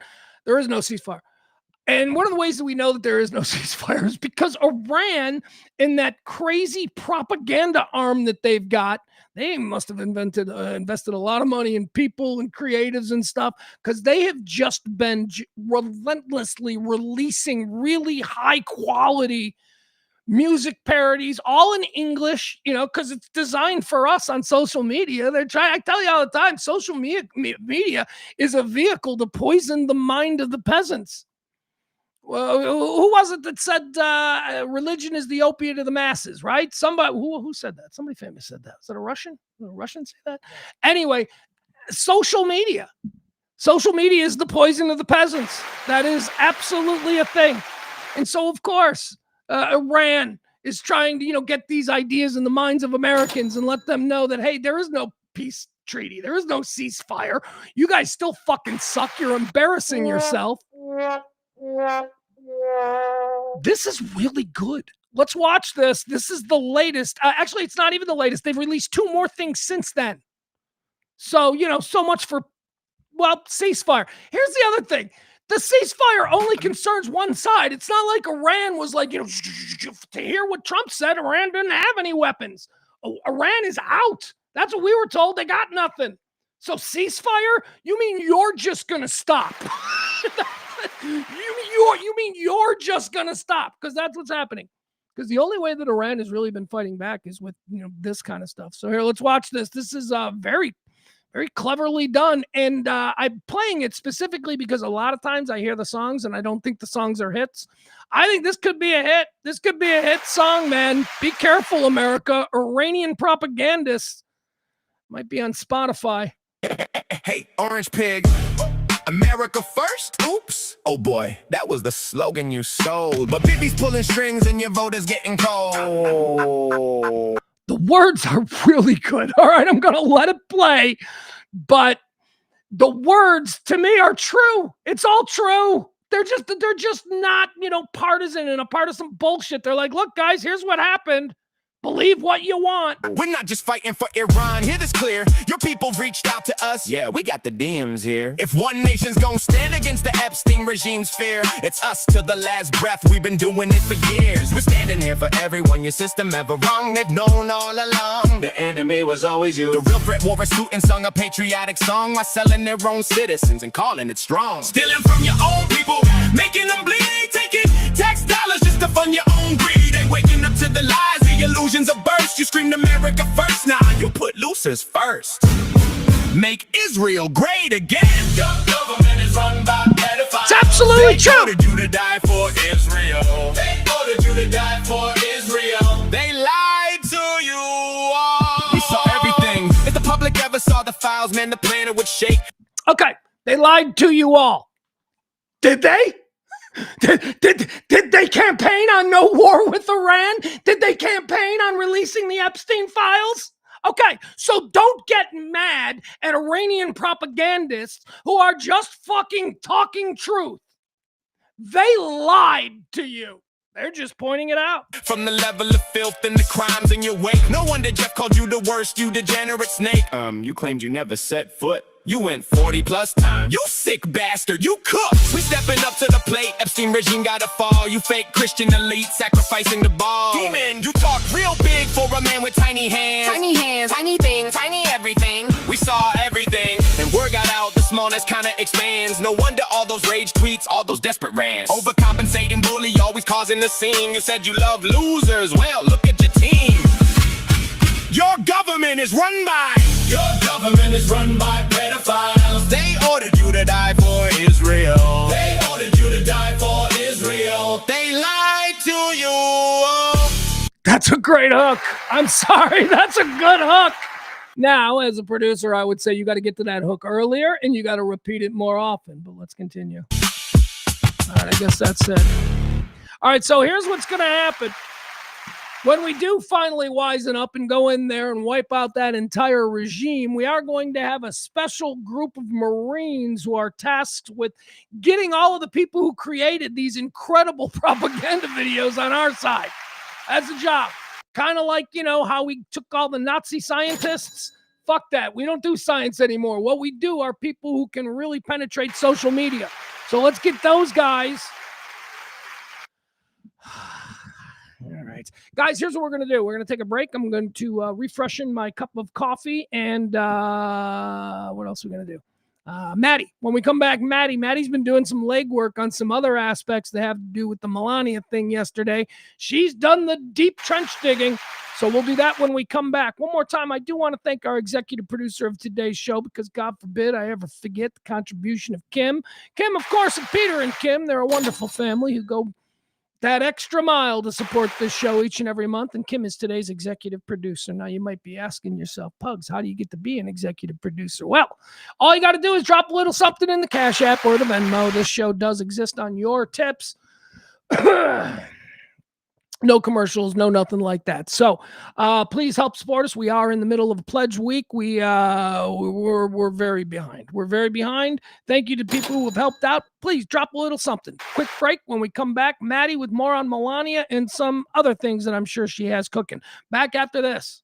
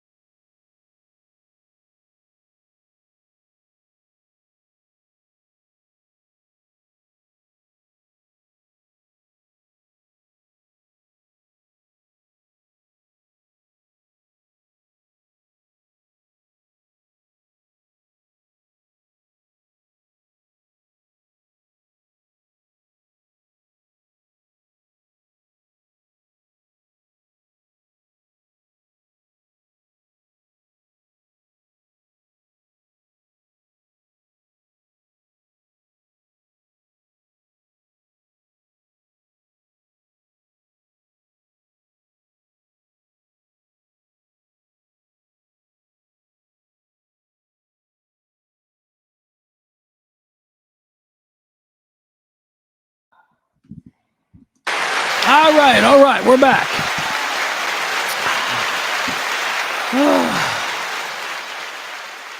Once again, thank you to our executive producer of today's show. It is Kim. Kim, of course, Kim and Peter. Peter and Kim. Kim and Peter. Hey, Kim. Paul and Paula. Peter and Kim. Hey, maybe the reason you don't have an audience is because you make Paul and Paula references. For your information, that is not a Paul and Paula reference. I don't even know who Paul and Paula are.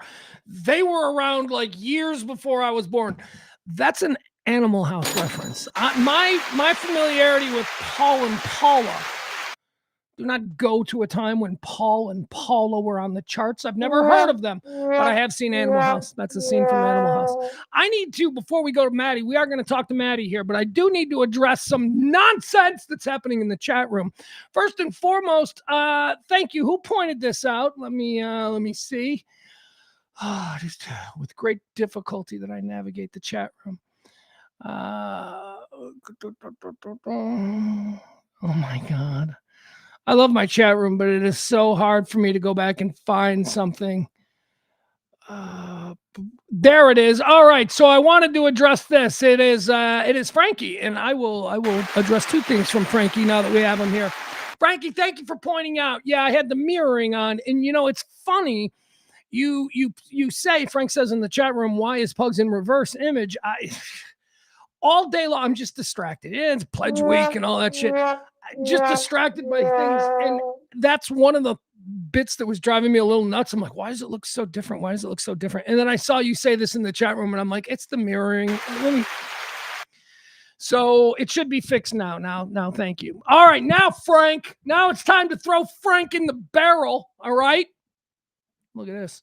So back when I was making fun of Melania, the Eastern European, well, we'll just leave it at that. I was making fun of Melania, and I was doing my award-winning Melania Trump accent. Frankie says, nothing says xenophobia like attacking a legal immigrant for her language. What the fuck? What did Frank go all woke? Look at Frank. Look at fucking woke Frank.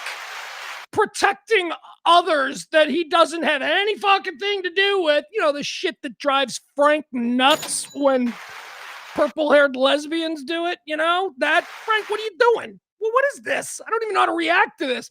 Frank is triggered. Holy shit. Snowflake much, baby? Come on now. All right. There you go. Anything else? There was something else that I wanted to mention here in the chat room. What happened with Al? What's going on? What happened? I know Al's got some personal things going on. It looks like maybe he's talking about it in the chat room. Yeah, that's what I thought. All right. Good luck to you, Al. We've all been there. Well, apparently, the marital status of Al is quite the conversation in the chat room as I try and get a little bit caught up. Okay. All right. Very good. I guess I'm just boring the tits off everybody. All right, I'm just kidding. All right, let's talk to Melania. Let's talk to Maddie here because Maddie and I are fascinated by the Melania Trump. I gave you my long spiel on what I think is going on, and that didn't sound right. Did that not sound right? Hold on. Bum, bum. All right. Maddie's been doing some legwork on some other aspects, some different angles. So let's get her on the phone and see if she wants to tell us all about what she knows or what she's been learning or what she, believes. The way I do, we're all just making shit up. All right, let's talk to Maddie. Here we go. All right, Maddie, are you there? I am. All right, there you go. Very good. You're probably going to need to turn me down on the other end, but gotcha. I kept hitting it, and then it would turn off and turn on. So I'm having all kinds of problems over on my side. That was the reason for the delayed show start. All right, let's find out what's on Maddie's mind. Maddie, take it. Oh yeah. So well, real quick, while you were talking on the phone, looks like our second in command is headed to Pakistan to go negotiate a peace treaty with Iran. All right. Good luck, JD. Yeah, I don't. You're way more obsessed with JD Vance than I am. And you've got theories on what's going on in his marital life and all that kind of stuff. All right, so whatever. Nothing's gonna happen in Pakistan. I think we all know that. None of these people are even the slightest bit competent. But I do want to get into the Melania stuff. So let's go. What have you learned about? Now, I talked for a good 10, 15 minutes. So I want to hear your whole spiel and what you've learned concerning the Melania hastily thrown together yet incredibly formal press conference that she did yesterday and what that might be all about. Right. So I'm going to push back on you a little bit because you're not wrong about the book, but you're not real right either. Okay. Okay. So that book that's coming out, that's been news since October. Yeah. It got lost in the shuffle because we were dealing with a 40-day government shutdown and ICE protests in Minneapolis. And again, it was one of those things that got buried that nobody really talked about. But Melania's been suing HarperCollins in the UK for many months now. Can I just stop you for 1 second though? Just as I always like to point out, as somebody who ran a newsroom in my life, buried has a sinister connotation. That's not news. That's gossip. Who the first lady was fucking and how that ties into, all of these Epstein things, that's gossip. That's not actual news. And you pointed out why other things were being covered because there was actual news. So I don't know that, it was buried, but yes, that was a blip on the radar. Right, it was a blip that nobody really notated because there was so much other shit going on. I'll tell you who did. And this is how I became aware of it. Again, thank you to Sky News. Over there in England, they did make quite a big story about this. However, in England, they didn't have the immigration ICE thing to cover. Right, so they weren't shooting people in the face in England, so it made the news. Right. But right. So and it's an unauthorized, story, and there were some things in it that were said, and she has been suing to have those sections redacted out of the book, right? So that's been going on. I want to say that at some point they had agreed to take some of the stuff out. Whoa, hold on. You're right, because I may have misrepresented it, and thank you for setting me straight here. Those allegations in the book about her getting banged in the back of the limousine with Epstein, they're not in the book. The publisher made those edits and took them off, which is a whole nother bunny hole you can fall into about who's friends with the owner of that publishing house and all that stuff. Right. Yeah. Right. So like I said, I mean, it still definitely creates the idea that there was far more of a relationship that she was willing to admit to. But there was some things that were redacted that were taken out. The email between her and Ghislaine Maxwell is also not new news. That came out in one of those troves of Epstein documents that came, that was released, and no part of it was redacted. There was no black lines in it because it does not mention any victims. It also doesn't mention any of the wealthy, powerful male elites. Therefore, Ghislaine's name was in it and Melania's name was in it. So she kind of got thrown under the bus inadvertently back when one of those troves came out. But again, I believe that everybody was far more focused on if there was a Bill Clinton, if there was a Bill Gates, if there was a Trump. And so it didn't get as much coverage, although there was some chatter about it on social media because of the familiar nature of the conversation, how Ghislaine called Melania Sweet Pea, how she called her G, and just exactly what you pointed out, which it was obviously very familiar. It didn't align with the quote unquote narrative that, the Trumps weren't close friends, and it's made it clear that they were. So you're not wrong, but you're not altogether right. And my opinion, not only that, but in the couple of Donald and Melania, this particular email is making Melania seem like she's very close. We don't have these kinds of personal correspondences between President Trump and Epstein, at least nothing that's been released. So, this does show a level of familiarity between the couples. And I think in a lot of people, we're talking about the court of public opinion. That's what Trump is worried about. And this just doesn't look good. Yeah. Well, and again, I mean, I could certainly lean into the idea that, Trump has got his panties in a twist because he doesn't like the idea that his wife was banging somebody, whether it Yeah. was Epstein or anyone else. I think that there's probably merit to that just because of who he is as a person, but I'm not going to give that much credit. Here is Well, because you're what's not a guy. Honestly, I hate to go there, but it's because you're well, not a guy. You don't on the understand. pecking order of importance of why this speech happened yesterday, it's probably fifth down the list Okay, well, because it's me. not it. Okay. It's not it. In fact, there was an MS Now reporter that called Trump after this speech happened, caught him off guard. He was in meetings in the Situation Room about the war, and allegedly, this was straight from the reporter's mouth, Trump said, I have no idea what you're talking about, and quickly got off the phone with the guy, and his last statement was, Melania didn't even know Epstein. Click, hung up.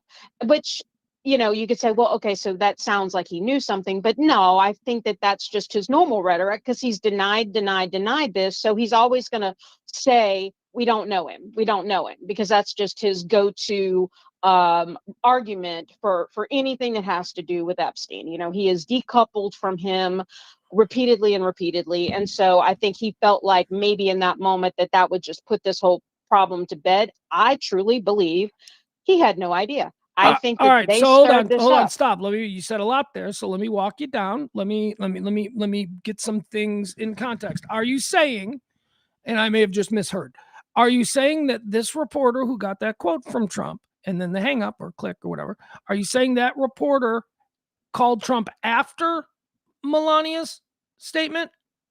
Like shortly after, or shortly, almost as it was happening, or yes. as it was happening. Okay, well, that's interesting. Okay, Yeah. Continue. Yeah. Here's why I think that's important. I think it's important because I think they had a fight about it. I think that he probably tried to put a stop to her reintroducing the narrative of Epstein.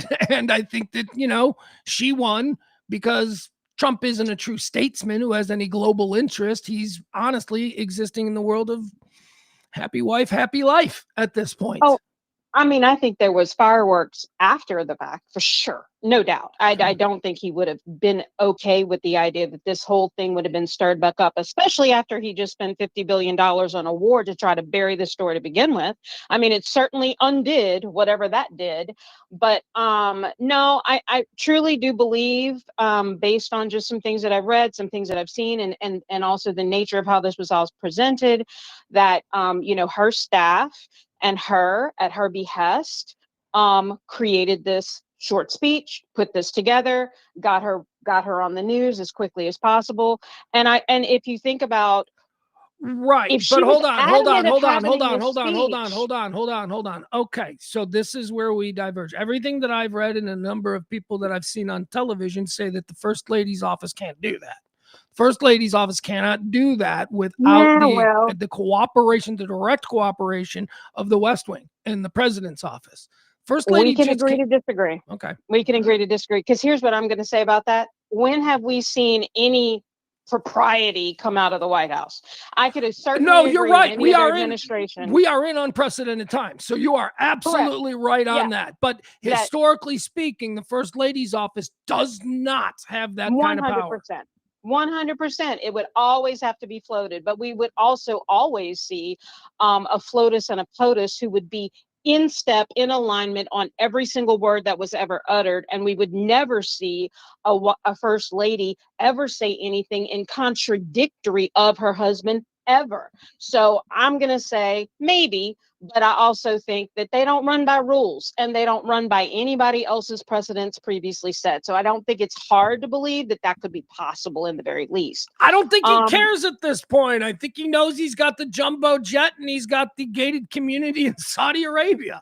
I honestly don't think they care. Well, and the billions that they've made off of the presidency. So, they've been stacking cash for a long time. But let's get back to the meat on the bone of the problem that's happening right now, which initiated this conversation from Melania Trump, which we can all agree, surprising and unusual activity from her, because she unilaterally very rarely talks to the press or to anyone ever. Very rarely. Right. So back in March, there was a story that hit I did see it again, buried because, or blip on the radar because there was so much else going on. That this Paolo Zampoli guy, This guy, who, big player. yep, he is deep, deep, deep, trenched with Trump since back in, with Trump International. He, came over from Italy, and he sponsored Melania Trump to become a United States citizen. He found her in Milan.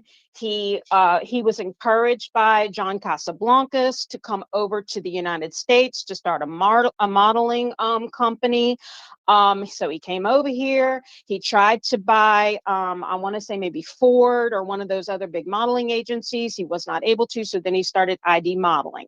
We already know that Jean-Luc Brunel, who has been indicted for being directly tied to Epstein in the sex trafficking and stuff, he had a modeling agency. So this is all falling into place with these guys. So and obviously there's a deep relationship there with him, considering that he sponsored her visa to come over here. It is Okay, widely hold on. thought. Let me give a little bit, pause right there. Let me give a little bit of context about what you're talking about, because I think this is very important. In the 1990s, models were a thing. Supermodels were every bit as famous as the biggest Hollywood A-list actress, right? Supermodels, the supermodel wars of the 1990s were a thing. Oh, for sure. Yeah. So we all remember Naomi Campbell, of course, and Linda Evangelista famously saying that she didn't even get out of bed for less than $10,000 a day. It was a thing. But what I want to put in context for people here is the difference between the Palo run ID modeling agency or its predecessor, the Metropolitan Models, and something like Elite Model Management and Ford Model Management. There were modeling agencies in New York that were not only the top tier, but eons further ahead of all the rest. Metropolitan Models was the first one that Paolo and Epstein were associated with together. That's the one that changed its name or transitioned to ID or whatever. I don't know the information. Yeah. But they were a modeling agency that wasn't top tier. You wouldn't get whoever the people were you named. I can't remember any 90s supermodels. They didn't have Tyra. Campbell, Linda Evangelista, right. Right. Yeah. They didn't have Tyra. They didn't have any of these people. But what their specialty was, Eastern European amateur models. And they were like a farm team. They presented themselves as a farm team to these girls for the agencies like Elite Model Management and Ford Models. And really what we know they were now or today was they were just opportunities to introduce really hot Eastern European girls to super wealthy Manhattan guys. That's what it was, okay? So when people talk about how Melania was a model, well, you know what? Half the girls that waited on you at the bar last night claim to be models as well. We live in the era of Instagram bullshit modeling. I just want to put into context that when you talk about Melania's modeling career, we are not talking about the major leagues of modeling. We're talking a level below, where certainly she may have been friends because she did photo shoots with Tyra and stuff like that, but they were not at the same level. That's who these girls were. Beautiful women over here, barely spoke English, being introduced to wealthy Manhattan guys at cocktail parties. That's what ID and Metropolitan Models were. All right, context. Go, Maddie. I'm sorry. Yeah, no, 100%. You're dead on the money on that. I mean, I've always been very dialed into the fashion industry. She was not a top tier supermodel. She didn't walk runways in Milan. She wasn't, on the cover of fucking Vogue. No.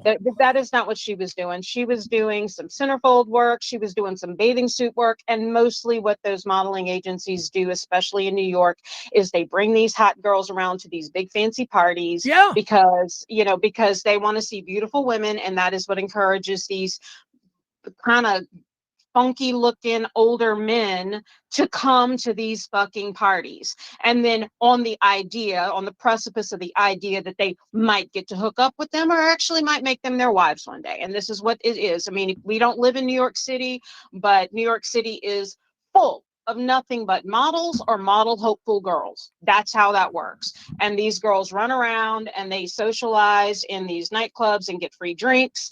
And the nightclubs, the club promoters, they get them to come in there for free so that they can encourage rich men to come in there and spend money. Yeah, men get deals from bars. This happens all the time. Guys that were like, yeah, I'm gonna bring 12 supermodels. You're gonna comp half my bill, and you're gonna give me that corner VIP. And it happens all the time. Why? Because the bar owners want 15 supermodels in their bar, and they're willing to do whatever it takes to get that. That was the opening for guys like Jeffrey Epstein. That's how Jeffrey Epstein met so many rich guys who then invested in his firm. Yep. And they want these Wall Street bros to go in there and buy bottles of champagne and get bottle service. And it's a slightly classier version of strippers. Yes, it is. It's the top tier version. These are all Eastern European model wannabes. They are all gorgeous. I mean, just because I say that Melania wasn't at the elite of the 90s supermodels doesn't mean she's not gorgeous. I mean, there's all... No, it's not a slam against her looks. No. It's just the reality of the competition. truth of what she was. Yeah, you're not ever going to go back and look in Vogue archives and see a spread with Melania Trump in it. That's just not a thing. Right. That's not a thing. So, okay. So moving on to the Paolo problem. Yeah. So in March, there was a story that popped, and it was about Paolo. And Paolo's, which we thought was his ex-wife, but actually he then denied that he was ever actually married to this woman, and there is no record that shows that they ever were formally married. He had what we would call a baby mama, Amanda Ungaro, and she was a model from Brazil. And she met Paolo when she was 17 years old. He was 32. They linked up, I'm sure, under the guise of him making her some sort of a famous model. He was a model scout. He was a model scout based in Europe. Yep. And they had a child. Amanda Ungaro and Melania Trump, then Noss, or whatever her former last name was, have been friends, according to Amanda, best friends for over 20 years. Okay. Amanda moved at some point to Florida, I guess, to get away from Paolo, took the kid with her, got arrested in Florida for performing unlicensed cosmetic surgery. And while she was in jail, they were in this process, they were also going through a very, very contentious custody battle about this child, Giuseppe. And he phoned in a favor to an ICE official and asked that once she gets out of jail, or if she gets out on parole or whatever they, bonded out, that she would get detained and picked up by ICE and deported. And whoever this person was that he talked to, which was a very high-ranking official, did those things. And the allege is that... All right, hold on, stop. Let me dumb it down real quick. Okay, so Paolo, the model scout with ties to Epstein and Melania, he had an ex-wife, and his ex-wife, they were getting into some custody issues. Ex-wife, baby mama, whatever. And they were getting into some custody issues, so she needed to be gone. And she got herself in trouble, and there was an opportunity there because she's probably Brazilian, right? Is that what you said? All right. Yeah, so he's a powerful guy, Paolo, former friends with the president and first lady and all that. He picks up the phone and he gets her kicked out during that whole ICE thing. So that's where we are. So the woman that he is having a contentious baby mama argument with is now suddenly out of the country. Okay. That's right. So obviously, because this Amanda Ungaro is, quote unquote, 20-year best friends with Melania Trump, I can only believe that she probably, appealed to Melania going, can you please do anything? Let me get back in the country. My child is, I can no longer see my child. I want to come back into the country. We're in this custody battle. My father of my child is going to get custody of my kid. And Melania apparently did nothing about this. Well, now she has come out. I don't know if she's just been taken in some sort of an ICE detention center, that now she's been let out or whatever, but she is threatening to come out and say all the things she knows about her 20-year friendship, involvement with Melania, all the things she saw between Melania and Epstein, all the things she saw between Melania Epstein and Ghislaine Maxwell, the Trump involvement, and all this stuff. So that hit right after this speech, and that is where people, and I am in agreement with the fact that this now very, very hurt, very upset friend who thought that Melania was a very close friend of hers, who did nothing to help her when this problem happened, is very upset, and she is out for blood. All right, so on the screen right now, you're seeing some text messages or ats, it looks like Twitter, I guess, between Amanda Ungaro, who we were looking at some pictures of, and Flotus 45. So this is former besties. Man, women, when they turn on each other, it gets bad. So this is Amanda Ungaro, former close friend of Melania Trump from the modeling days. This is what she's writing to Melania on Twitter, it looks like. Until you fall as a little chicken, she writes. And then she writes, I have nothing left to lose in my life. I will tear down the entire system. Be careful with me, bitch, she writes to the First Lady. She then sends to the First Lady. And by the way, any crazy person can send any crazy thing, to the First Lady, I guess, until you get blocked. She says, I will take legal action against you and your pedophile husband. I have known you for 20 years. You knew I was detained in ICE. You were present in my life every year on my son's birthday, even sending Secret Service and being the first to congratulate him back in 2016. Do you know what I think about you after 20 years? Man. So, I mean, and yeah, we can certainly always point to the idea that there are crazy people who are out there who are willing to say any crazy thing. And I mean, you and I have even discussed that, when you're somewhat in the public eye, people will say things just because they're haters or what have you. But I don't believe that that's what's happening here. So this chick's got credibility. This chick can back up that she's been friends with her for 20 years. And well, not only that, but if this was a bullshit thing, if this was a nothing thing, why the speech? Why the speech? You could easily just discredit this as the ramblings of a crazy person who has no claim to anything, but this seriously affected Melania Trump to a level where she went out in public and made a speech potentially damaging her husband in the process. Yeah, she doesn't care. She knows that she's going to outlive him by 30 years, and she doesn't want to be Cruella de Vil for the next 30 years. Let's take that a step further. It's not just that she's going to outlive him. She has probably, what I can only imagine, is an ironclad fucking prenuptial agreement with this man, probably also with a bonus for giving him a male son. And so the worst case scenario for Melania Trump is that they get divorced and she makes a fuck ton of money. Let me hold on. Let me tell you something about the prenup too, because this is another thing I know a little bit about. I have a friend who's got an extraordinary amount of money, and he just got married last year, and he was all about this prenup. Listen, there was a prenup back when they got married. When they get married, 98 or something like that, 2000, somewhere back then. Yeah, maybe 2001. Okay, so whatever. It's been like 25 years.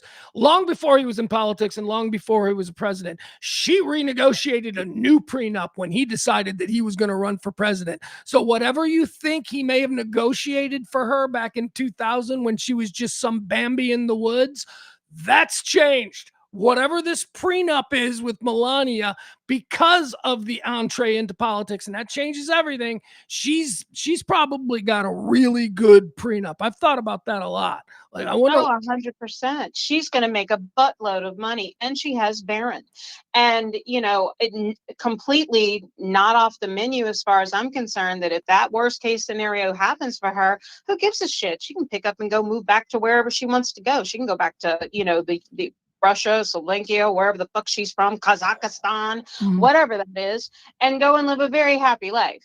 I mean, out of the public eye entirely. The argument that I bet that she made, and this would be the legal argument for the change of the prenup, because most of the time those things are ironclad. You sign it when you're 20. It doesn't matter if the guy dies when you're 60. You still signed that 40 years ago or whatever. But in this case, I am certain that whatever prenup she had when they first got married, she was able to go to him and say, look, the entire context of our life that I agreed to is about to change. I didn't sign up to be first lady. Therefore, I would argue and probably win in court that the first prenup was drawn up under a completely different set of situations. So I want a new one. And I just can't. I just think that she probably held him Oh my God. You want to be president with everything that I fucking know? All right, here's the deal. President not once, but twice. And that's why she's been so quiet. Twice. She's been quiet and she's, stoic and doesn't say anything and never breaks bad because, they got her over a barrel too. She loses that prenup if she runs her mouth. But I do think this Ungaro stuff might be the bridge too far.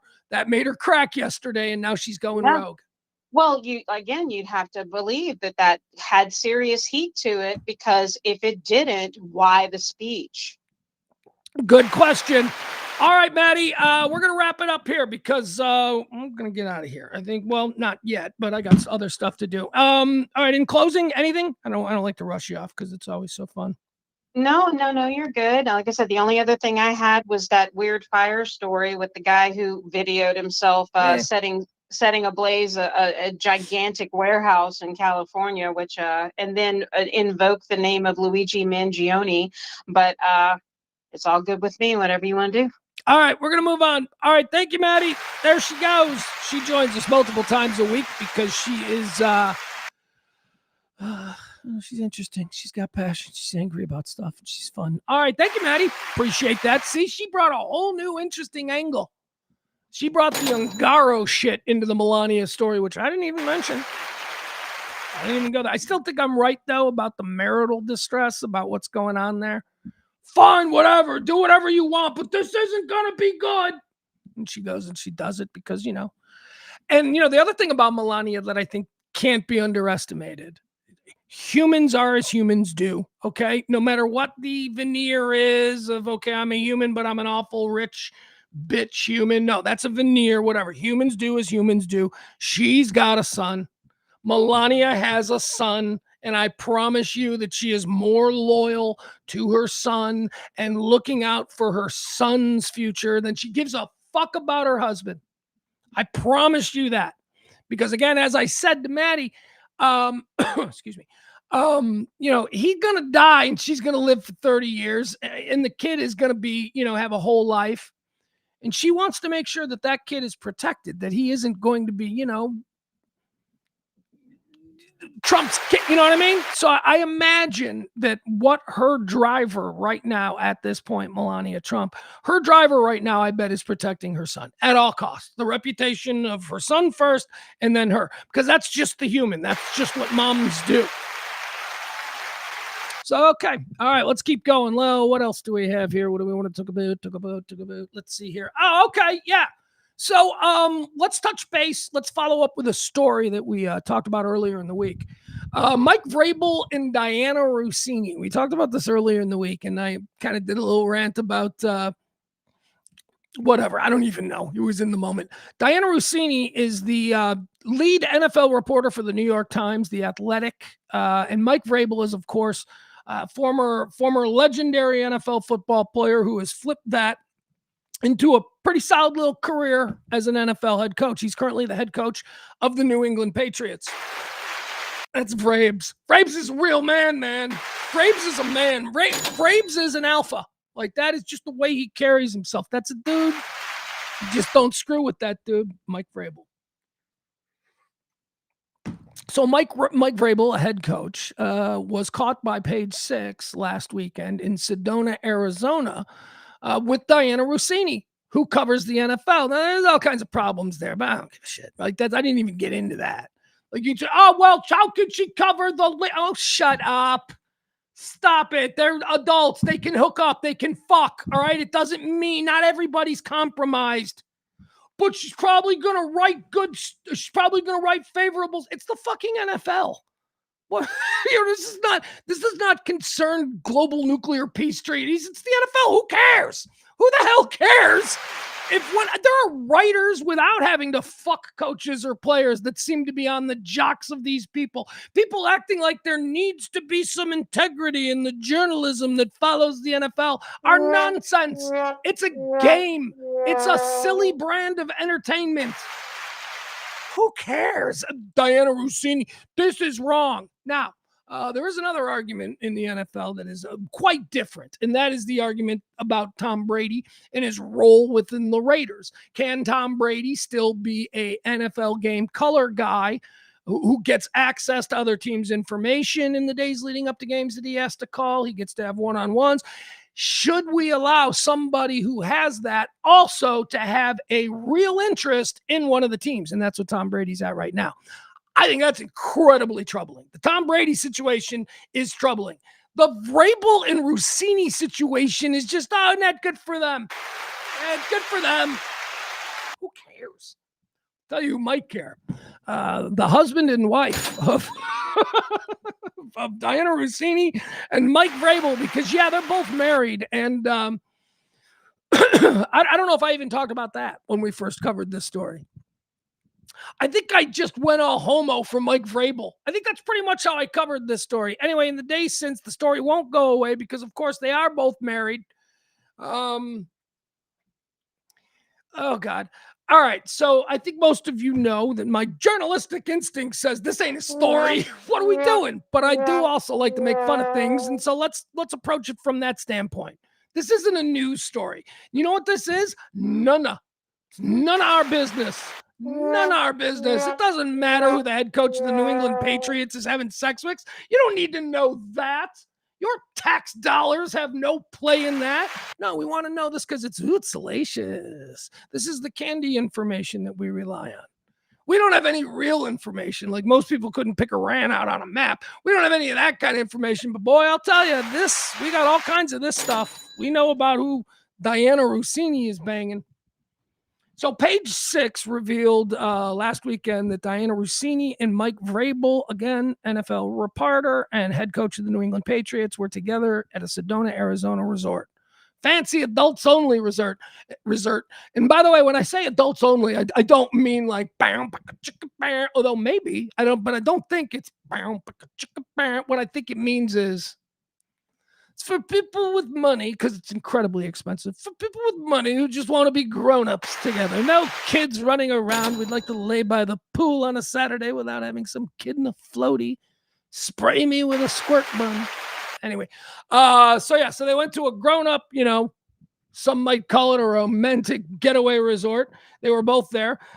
Page 6 exposed them. They are both married. Both of them denied that anything was going on. We told you that on the first day we covered it about their excuses. Mike Vrabel says, it's a boys' trip. I was out with the boys. I had it was like 6 of us. I had 2 of my buddies. So here's what Mike Vrabel wanted us to believe. He wanted us to believe that these cameras of the New York Post, right? Page 6. He wanted us to believe that these cameramen were just filming the 2 of them together, and they were intentionally or deliberately, however, failing to capture the larger group. We just bumped into, look, I was on a boys' trip and she was on a girls' trip, and we all just, that's how they presented it. Except here's the problem. Vrabel then, because he's a big dumb football guy, didn't know what he's saying, or whoever Vrabel's people are, then admitted that the boys of Vrabel's boys trip were staying at another hotel 20 miles away. So they weren't even there. So Vrabel, what are you talking about? There was a bigger group and that the camera failed to capture everybody because everybody knows you were there on a boys trip. I don't think you were there on a boys trip, because nobody goes on a boys trip with 2 of their old friends and then stays at hotels that are 20 miles apart. That's not a boys trip. You stay at the same hotel and you get fucked up in that bar. That's what a boys trip is. This is bullshit, Mike Vrabel. Well, he's married. He's been married to the same woman for 27 years. Just saying, this is probably not the first time that Vrabel, a very macho man. I bet he gets... I don't want to get into what's going on with Vrabel, but apparently he's been happily married to the same woman. They got kids and all that stuff. You know how it is when you're an NFL head coach. They're always just the happiest of marriages. They always present that way. Anyway, so Vrabel's married and Rousini's married, which is interesting because apparently since this thing was revealed, there's been a lot of times in Diana Rousini's recent past where she's gone on television and basically dragged her husband, said shit about her husband that was not cool. You can find that stuff anywhere. Anyway, okay. So let me give you the latest here. Okay. Let's see here. New England Patriots head coach Mike Vrabel and the Athletics New York Times senior NFL insider Diana Rousini. Well, we know how she gets inside. Pictures of them at a luxury resort. Speculation was ignited by the Page 6 report featuring photos from the weekend of March the 28th. The images reportedly, the images in Page 6 reportedly show the pair lounging poolside, sharing a hot tub, and hugging on a private rooftop bungalow while seemingly interlocking fingers. Reports today, the 10th, claimed the pair were seen dancing and enjoying a, quote, date-like day together, though these details come amid continued denials from both parties. Some sports commentators have raised questions about whether such a close relationship between a top reporter and a head coach constitutes conflict of interest or collusion of some type, potentially affecting how news is broken. Again, I would say to you, oh, blow it out your ass, you self-important douche. You're a football reporter. Stop it. This is not... We gotta have integrity. Oh, shut up, please. All right. So as far as both Vrabel and Diana, Mike Vrabel, he's been married to his wife Jen Vrabel since 1999. They have 2 adult sons, Tyler and Carter. Diana Rousini, she's married to Kevin Goldschmidt. Kevin Goldschmidt is a vice president at Shake Shack. They have 2 sons, Michael and Joey. Denials from Vrabel and Rousini. So we're going to look at these pictures. But first, I want you to hear the denials. If I did this to Melania and Trump, we can do it with Vrabel and Rousini. There is no truthfulness anymore in this world. Everybody's just a lying sack of shit. Both Vrabel and Rousini have issued strong statements. Vrabel called the cheating suggestions laughable and absurd. I'll tell you, man, his wife is pissed. He's in trouble. He has to say this. He has made the decision that, you know what, it's not worth busting up the family, especially not with that New England contract. He didn't account for that. He doesn't want, probably making a lot of money now. Well, he was before with the Titans, but now, New England, much bigger market, much bigger opportunity for him. He doesn't want to have to, be paying a divorce thing. Just ask Al in the chat room going through that. So he's doubling down. He's like, that's absurd. Both have issued strong statements. Vrabel called the cheating suggestions laughable and absurd, stating that the interaction was completely innocent. Rousini and her editors at The Atlantic maintained that the photos are misleading and lack the context that they were part of a larger group of 6 people. Well, but Vrabel already said that his 2 guys, they weren't there because they were staying at a hotel 20 miles away. So what larger group was, are you saying that the people missing are the girls that were on the girls trip with Diana? Okay. Why wasn't Diana with them? Why is Diana only with, lonely Mike Vrabel? I don't know. Let's see here. Tabloids have highlighted a February 2026 podcast appearance where Rousini jokingly remarked that her marriage was, quote, falling apart and she would be, quote, divorced by the end of the year. Though these are now being viewed by many through the lens of the current controversy, they were seen at the time as humorous. Well, there's a lot of truth in humor, man. It's the shock of being so truthful that people find funny. So, while the pair claim that they were with a group, eyewitnesses at the resort interviewed by the New York Post say they did not see anyone else with these people during several sightings throughout the day. So the people that they talked to that were actually there were like, yeah, no, it's just them 2. They're saying, no, it was a much bigger group, even though Mike a couple of days ago said the guys I was with, they went to a different hotel. See, they didn't get all on the same page. All right, let's look at some of these pictures because the pictures tell a lot. The pictures are actually what we need to focus on because you know me, I'm a great judge of character. I can look at these pictures and I can tell you exactly what's going on here. Now, look, hey, I'm the guy that says that I would be more distressed if I caught a woman I loved holding hands with somebody than if I found out she just banged some dude. That's me. I've said that. You people, if you don't understand the difference between the intimacy and the connection of holding hands and somebody who just wants to fuck, I mean, people just fuck. That's just not a thing. But yeah, so that's me. So let me, utilizing that view on intimacy. Let me sort of break through these pictures for you. Okay, so remember, totally innocent. So there's other people. Now, if they were with other people, maybe these chairs would be occupied by their friends. I'm going to say this. There may be chairs behind her over here, and maybe her friends are sitting behind there. I don't know. This angle certainly shows that they are laying together in the pool, in the water together. Now, here's what I think about this picture, okay? Here's what I think about this picture. There is nothing damning about this picture. If you worked with somebody, a business associate, and you ran into them at a resort, you might hang out like this. They are not touching. There doesn't seem to be any warmth. She's got her arms crossed over her chest. You know, it's not like one of her arms is missing and they're holding hands underneath the water, you know, romantic. There's nothing bad about that. This one here, the one at the bottom, let's talk about this. This is troubling. This one troubles me.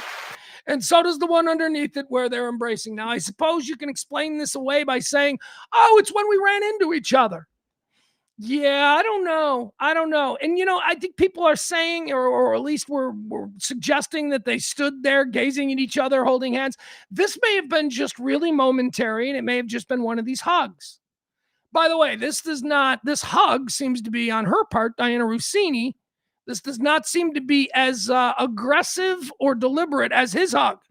He's big bearing her. Look at her. He's like, I'm going to fuck Diana Rousini. And she's like, is this happening? That's just what I see. All right. So here is, this is going to be Big Alpha Mike. And this is his wife of, these many years. I bet she was quite a thing back when he hooked up with her. They've been married since the early 2000s. He was a Patriot. He was a New England Patriot. He was a pro football player. You know she was hot. And now, you know, she's his mom. She's mom of his kids. They've been together forever. People change. People get better like fine wines. I'm just saying, maybe she's a little old for him, you know. That's what happens with these guys. NFL coaches are gods. They are absolute gods in their personal universes. You know, if they think it's time for them to get younger at the position and have some, look at Belichick. Look at Belichick. That's all I'm saying. God gets what God wants, and maybe it's time for the beautiful Vrabels to end this. Here on this side, we've got Rousini. This is her little cuck. This is Rousini's husband. I don't know what they're doing there. You got any more pictures? Let me see. Nah, we're back to these. All right, there they are back at the... Yeah, all right, there you go. Anyway, I guess I don't really have a way to get out of this story other than I'm now fascinated by the gossipy nature of it all. So here's what I would say about Mike Vrabel and Diana Rousini, the sports story that won't die. And you know why? Because nobody cares about baseball right now. In a lot of big cities, NBA teams are completely out of it. So nobody's talking about NBA. Yeah, too early for baseball. Football, the draft is 2 weeks away. It's a dead time. So in the sports world, this is quite the little bit of gristle for everybody to talk about. So here are my takes on it. One, not a story. What we have no business knowing. We have no business knowing this. We shouldn't know it. We shouldn't know it, but we do. Because, you know, we're human beings and the purient nature, the salaciousness of this, you know, we're like, oh, they're fucking, we can imagine that, right? That's what's going on here. So it's a story because we're a broken species. So it's a story and we're all talking about it. I think both of their marriages are over. I think that they are humiliating themselves with these denials, you know, they're just being silly, right? Or maybe, look, maybe their marriages aren't over, but maybe, well, I guess we got to figure out what this is. Like, is this love or is this just Mike Vrabel banging a sideline reporter? Because if it's love, whatever. All right. So, you know, Mike Vrabel and his wife got 20-something years. Sure, she's going to be taken care of for the rest of her life. They raised kids. He said they got 2 adult sons. All right. So Mike Vrabel's wife, hey, I'm available. Mike Vrabel's wife. Sure that, you know, she's got a spare room wherever she's going to be living. I could set up a studio in there. It'd be great. Tell you what, I would never cheat on you with Diana Rousini. No way. Maybe Erin Andrews. She's not getting as much work as she used to. It's none of our business. It's not a story, but it is fun to talk about because we're a broken species. That's my take on the Mike Vrabel, Diana Rousini story. All right. right, Artemis reentry. Let's get into that. Artemis reentry is happening tonight. What time? Let's see. 6 o'clock. You know, give me the information here. I'll just pull it up. AI is pretty good at this. What do we need to know? Holy crap, it's 3 o'clock. Artemis 2. Tell me what I need to know about reentry and how I can watch it. There we go. All right, so Artemis 2 is going to be ending its journey, its historic and super cool journey today. It's going to be the hardest part of the entire mission, the most dangerous part of the entire mission. That is, of course, re-entry, where temperatures underneath, you know, the heat shield. We always hear about the heat shield. Will it hold? And this is a new kind of heat shield. It's never really been used before. They got all that stuff hanging over us. So anyway, when it re-enters, it's going to re-enter and it's going to reach temperatures of 5,000 degrees. And then the person who said that, they were like, that's half the temperature on the surface of the sun.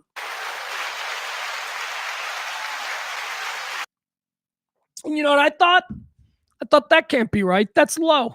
You're telling me the surface of the sun is only 10,000 degrees Fahrenheit? I mean, I lived in Texas. I mean, I know it's a lot more, and I know that I would probably die, but what I'm saying is it's the surface of the sun.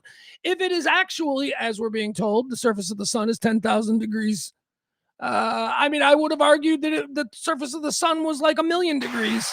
10,000 seems a little low, is all my point. Anyway, 5,000 degrees is the temperature they believe that the bottom of the ship is probably going to reach. We'll see if it holds up. It will. It will, because this, aside from the shitters, all right, they got shitter problems. They're going to have to work that out before Artemis 3, but that's okay. I'm sure they will. This has been an absolutely awesome mission. No problem. I mean, right from the very beginning. Remember, we were checking the boxes as we watched the launch live, not here, but I think I did a special launch broadcast. We were checking the boxes. Did we get within 2 minutes without them putting a hold on the launch? We did. Did we get to the countdown? Did we get to 10-9? We did. Did we clear the tower? We did. Did separation occur? It did. When we got up there into Earth orbit and started doing all of our systems checks, was everything a go for lunar injection? Yeah, it was. Did lunar injection go off without a hitch, sending us past the moon, around the moon, and then bringing us these incredibly new pictures with these new cameras? It did. Were every single astronaut able to move their bowels effortlessly without the use of diapers? No, that one didn't work. That was the big problem. Everything about this mission was a success. This bodes so well for the future, because if you know anything about me, I'm the guy who keeps going, we can't even get off the pad 10 out of 10 times. So the fact that these stages and these things, which is exactly what this mission was about, can we even do this anymore? That's what this mission was about. We've done it. So now comes the scary part. This is where this is the most dangerous part of it. It will be re-entry. Here's what we have for you. It's going to happen tonight. Re-entry sequence is a precisely timed 13-minute event that starts roughly 400,000 miles. Let me get these numbers right. The re-entry sequence is a precisely timed 13-minute event that starts roughly 400,000 feet above the Earth at 7:33 p.m. Eastern. So 6:33 our time. 6:33, and I just assume most of us are, in Chicago or Dallas.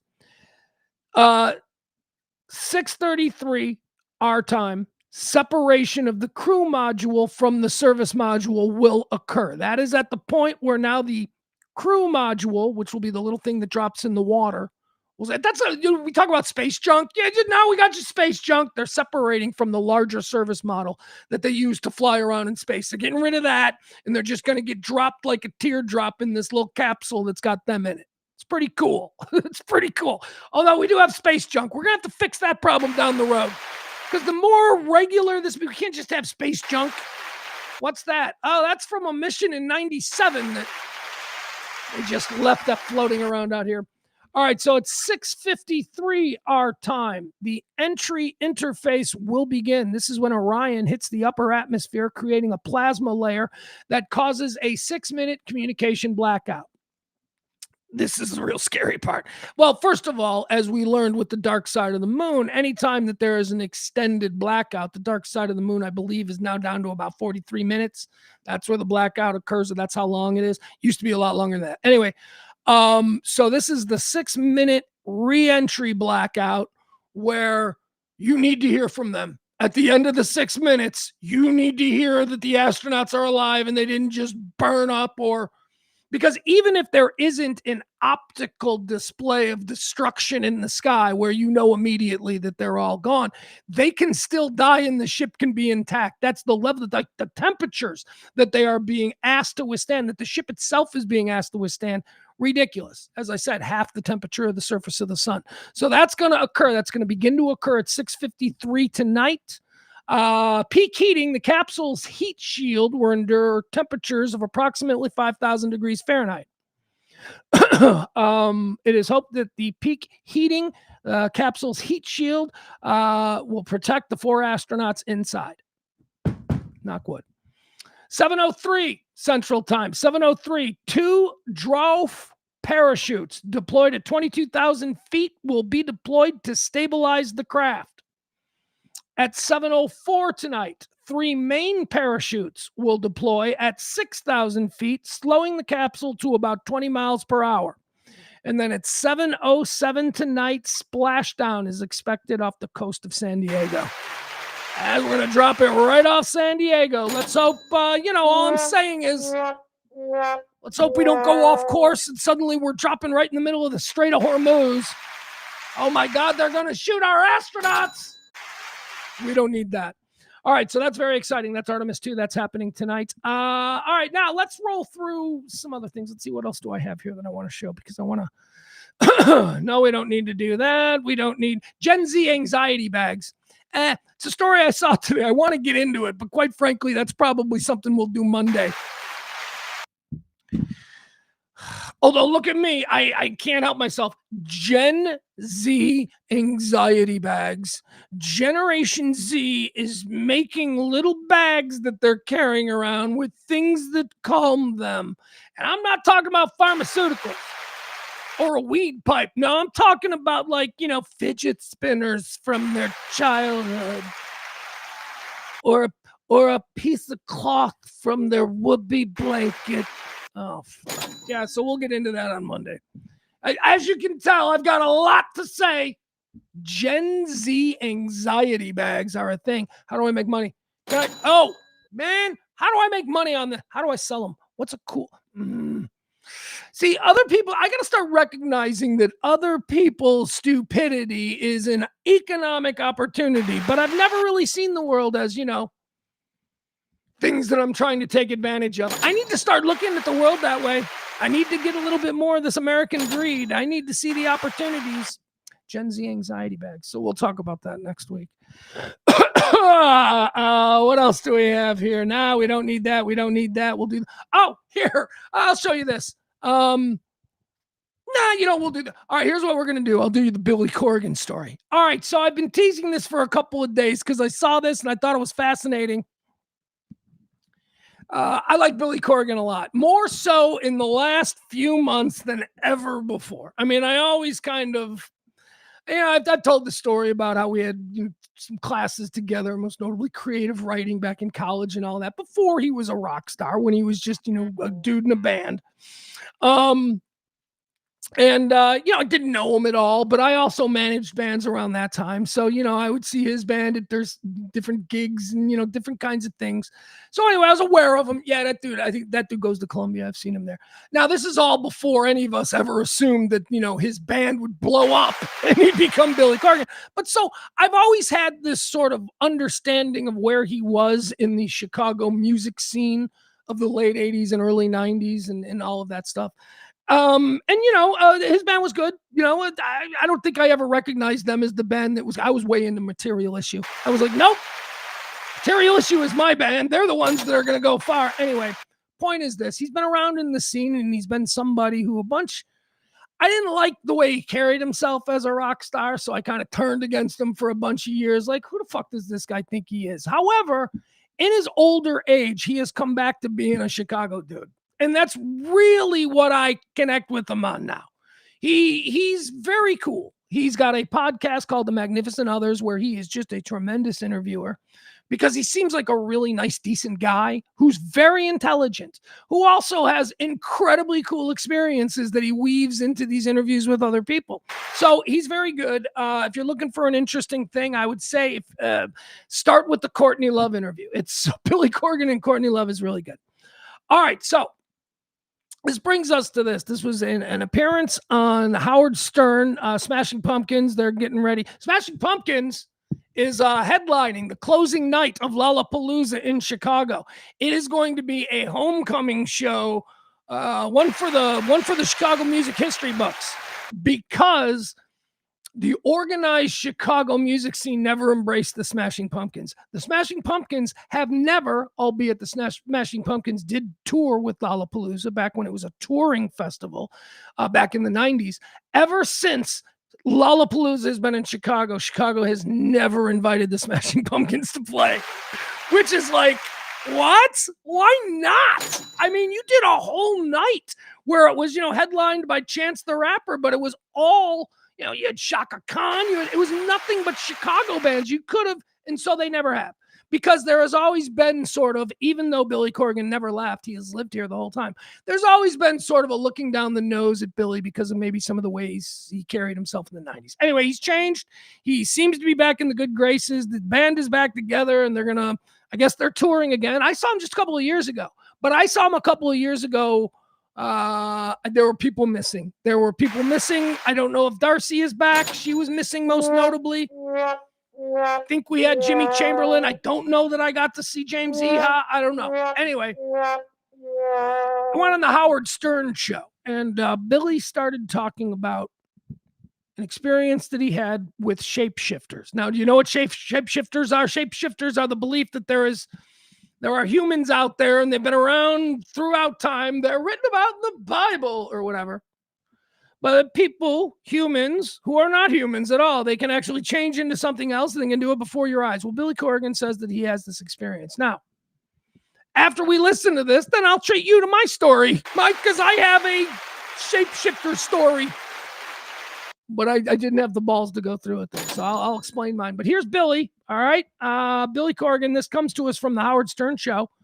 Howard Stern, he's still on? He is. Howard Stern, serious, right? Isn't that where he is? We did a story about him getting sued by one of his housekeepers. My friend, you made major news the last time you were here. Let's watch this. Did you realize that? My friend, you made major news the last time you were here. Did you realize that? Oh, okay, so this is... shapeshifter. You dropped a bombshell. Every paper picked it up. Let's just say I was with somebody once and I saw a transformation that I can't explain. The person transformed into something other than human. Yes, I saw it. You were talking to someone. They said to you, "Look, something's going to happen here. I'm going to morph into something else." Imagine you're doing something and suddenly you turn around and there's somebody else standing there. You still standing by it? Absolutely. I know it happened. In fact, it happened twice. And on top of that, what's amazing is we live in a world where, look, I've been in public life on some level for 30 years. Yep. People treat it as if I'm crazy. Yeah. And it's like, I'm here to say, now maybe I had a hallucination, but I saw what I saw. Right. You saw it. It's your reality. That's what I'm saying. So it's like, to question somebody's reality is a strange thing. The second time you saw a shapeshifter, where were you? Probably at Darcy's house. It was the same. It was the same person. Oh, it was. This happened with the same person twice. Billy, when will you announce who this person is so I can investigate? Seriously. I wouldn't name names. But it's a famous person, right? I wish it was somebody famous.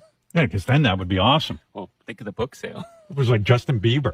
If you release their name, they will be famous. They're shapeshifters. If I told you in private the story, could you keep my confidence? Yes. All right. Now, here's the good thing about telling me something. Within a minute, I forget, because I think everything is nonsense. I will tell you the story. You will. And I will say... Go ahead. All right, that's James. That's James Iha and Jimmy Chamberlain. So Darcy's not there, but I think this is actually from not recently. So since we're on radio, thank you. That the story is even more fantastical than you think. Wow. Can you give us something? The person was naked. Wait a second. Were you in bed with the shapeshifter? Were you making I will love? tell you in confidence. Holy mackerel. Now I'm with you. It was a woman. You made love to her. Haven't we all experienced this? Did you? Oh, believe me, I've been with people who shapeshifted. Right? But their personalities, they were completely different people before and after. Are you saying it was a lover who be actually I shapeshifted? can no longer discuss this. All right. Should we commit him? Billy pulled me aside. He pulled me into a corner. He goes, "You ready?" I said, "I am." And he told me what happened when he met the shapeshifter. Could you tell me?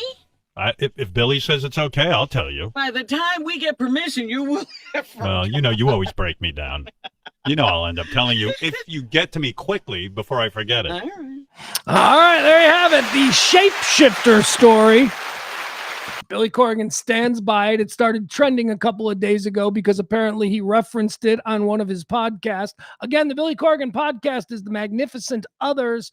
All right, so there are a couple of things that you have to approach this. If you want to approach it open-minded, there are a couple of things that you have to start first with. Is he believable?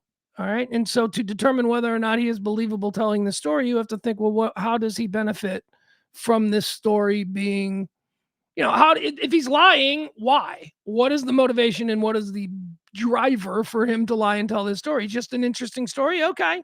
All right. So the other thing is,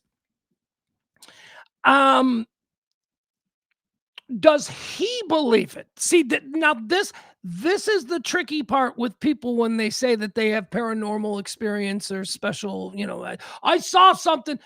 You have to determine whether they saw something or not. Okay? That's irrelevant. Do they believe they saw something? Because again, people hallucinate. Do they believe that this story is true? Or can you sense somewhere that they're making a little bit of a thing? All right. So anyway, I believe that Billy Corgan believes that story is true. And yes, of course, I'm aware of, he's got a hand in wrestling and he's a great promoter, but there's no benefit to that. He's just, he's a rock star with a weird story and whatever. That's the question. Do I believe that he believes this is true? Or do I believe that he's just fucking lying? I think he believes it. And I think he believes it because he even introduced the idea of hallucinating, which, he's like, look, I might have been hallucinating. I was a rock star and all that. So the story is that he met this girl and she was a shapeshifter. And he also added that, she's a known shapeshifter, that people in the business, he's not the only one. Billy Corgan of the Smashing Pumpkins is not the only person that knows that this individual is a shapeshifter. Apparently she has some relation or something to do with bands. All right, so now let me tell you my weird story. All right, so this goes back to the very early days of Pugs and Kelly. Here in Chicago back in the 1990s, there was a guy that was on our radio station all the time, and he was really fun and he was really good. And all you had to do is bring this guy on, and if you didn't want to work that day, you would just say, hey, Joe Who is in studio. he was just a psychic. And his bit was he would just take calls, and the person, all he needed, and this was genius on his part, because you don't want the people calling and just going on and on and on. So the rule with Joe was all he needed was your name and your age. That's it. And then you got to shut up. And he was so gifted. And whether it's true or not, whether he was a psychic or had some sort of paranormal ability, I don't know. Again, I ask myself this: is he a con man? Does he believe that he has? In the case of Joe, I absolutely believe that he believed, because I know about his family and I know about the history and, his grandma and his aunt and all of these people in this, deeply, deeply religious, old world Italian culture. They believe in all these voodoo things. And so anyway, Joe Who, maybe you remember him. Kelly and I used to have him on all the time because we loved him. He's a great guy. And I don't even know if Joe's still doing his thing. Anyway, he was really good and he was really fun.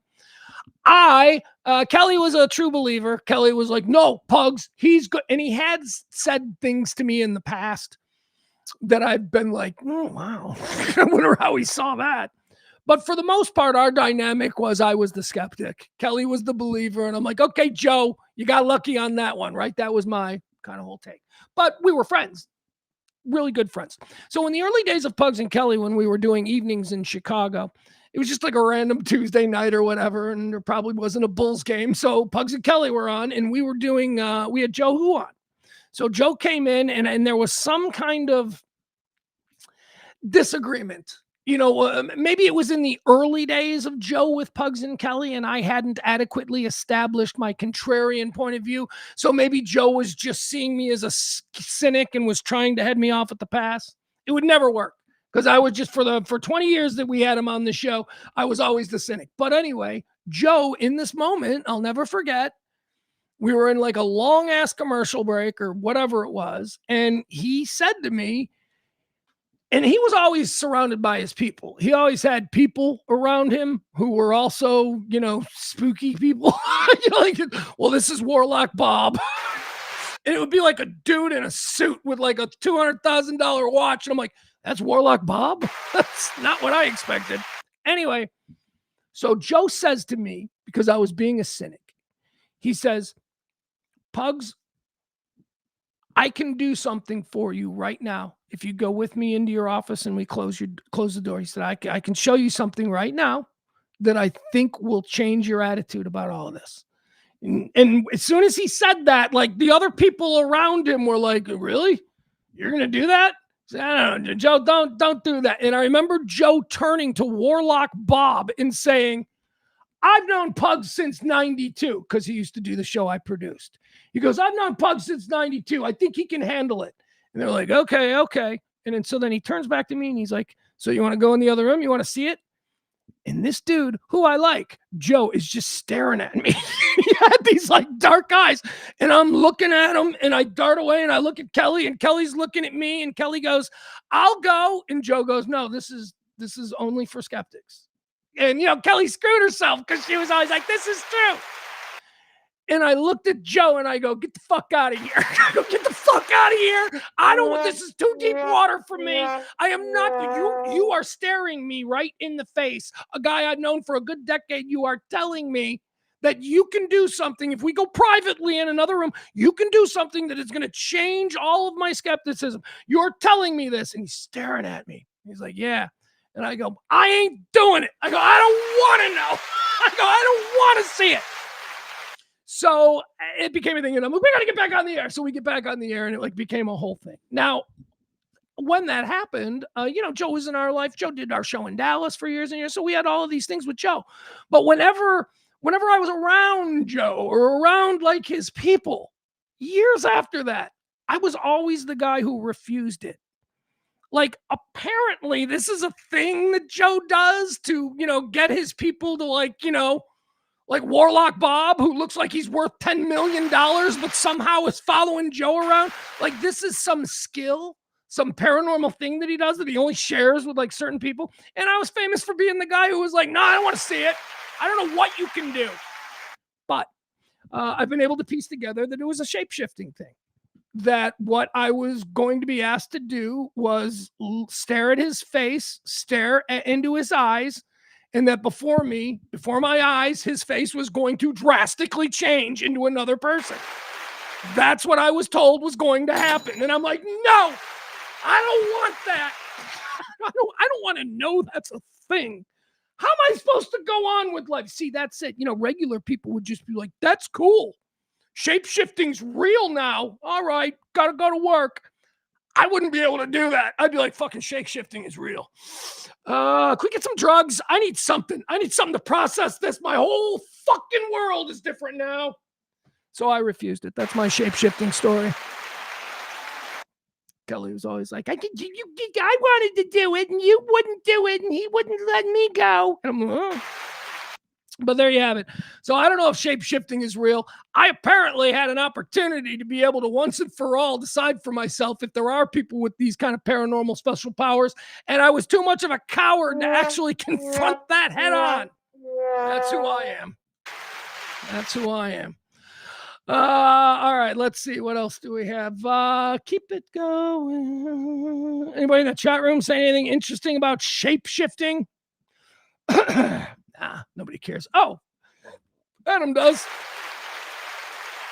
Adam says, my instincts say to not believe. and I try to shut that off. But I try to be open-minded with those things. However, he lied about Bill Burr thing, so he's not believable. Well, he went along with a bit. All right, there is a difference. There is a difference. But, raises a good point. These are the fun things of life. These are the crazy things that we believe that we used to keep to ourselves. Remember that?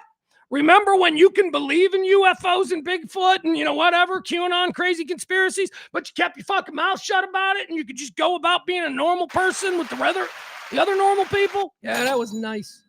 That was nice. We didn't have to know every crazy crackpot thought from everybody. Isn't this kid our son's baseball coach?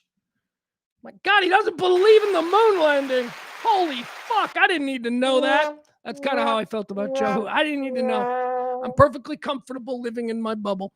All right, how about this one? You know what? I wanted to show you this because I don't even know what this is, but it's funny. And it's just something we can sit and watch and laugh at.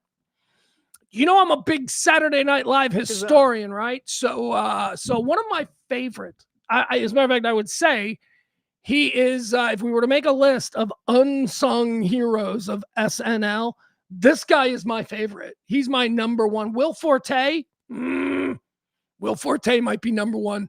Number one or number two, whatever. Okay, Will Forte is great. Guys who were just so amazing on Saturday Night Live, but didn't get to become Will Ferrell or Adam Sandler or Eddie Murphy. Guys that were just so good. Will Forte was that guy. But so was this guy. Just from a couple of years ago. And you guys may not even remember him because I don't know that he's gone on to do anything, but he posted this yesterday because I follow him because I think he's one of the funniest people in the history of Saturday Night Live. There's a magic that some comedians have where the minute they come into frame, I already begin to laugh. Bill Murray has this. Bill Murray can have no lines in a scene, but if you're looking at Bill Murray and he starts to smirk a little, you'll start to giggle because Another guy that's like that for me is a guy, I don't know if you remember, he used to be on David Letterman, Chris Elliott. Chris Elliott can just walk into a scene and make me start to laugh. So this individual has that as well. I'm talking about possibly the greatest unsung hero in the history of Saturday Night Live, the very funny and underappreciated Kyle Mooney. Kyle Mooney. So Kyle Mooney posted this yesterday, and I don't know what this is all about, but it's everything that I love about Kyle Mooney. And so I thought we could watch it and maybe have a good laugh. Here you go. Kyle Mooney, the great Kyle Mooney, formerly of Saturday Night Live. Number one or number two in my unsung heroes. Here he is. What the fuck is up? I'm Chris Fitz fucking Patrick, filmmaker, musician, and I've also probably broken into all your fucking houses. So strap the fuck in, bitch.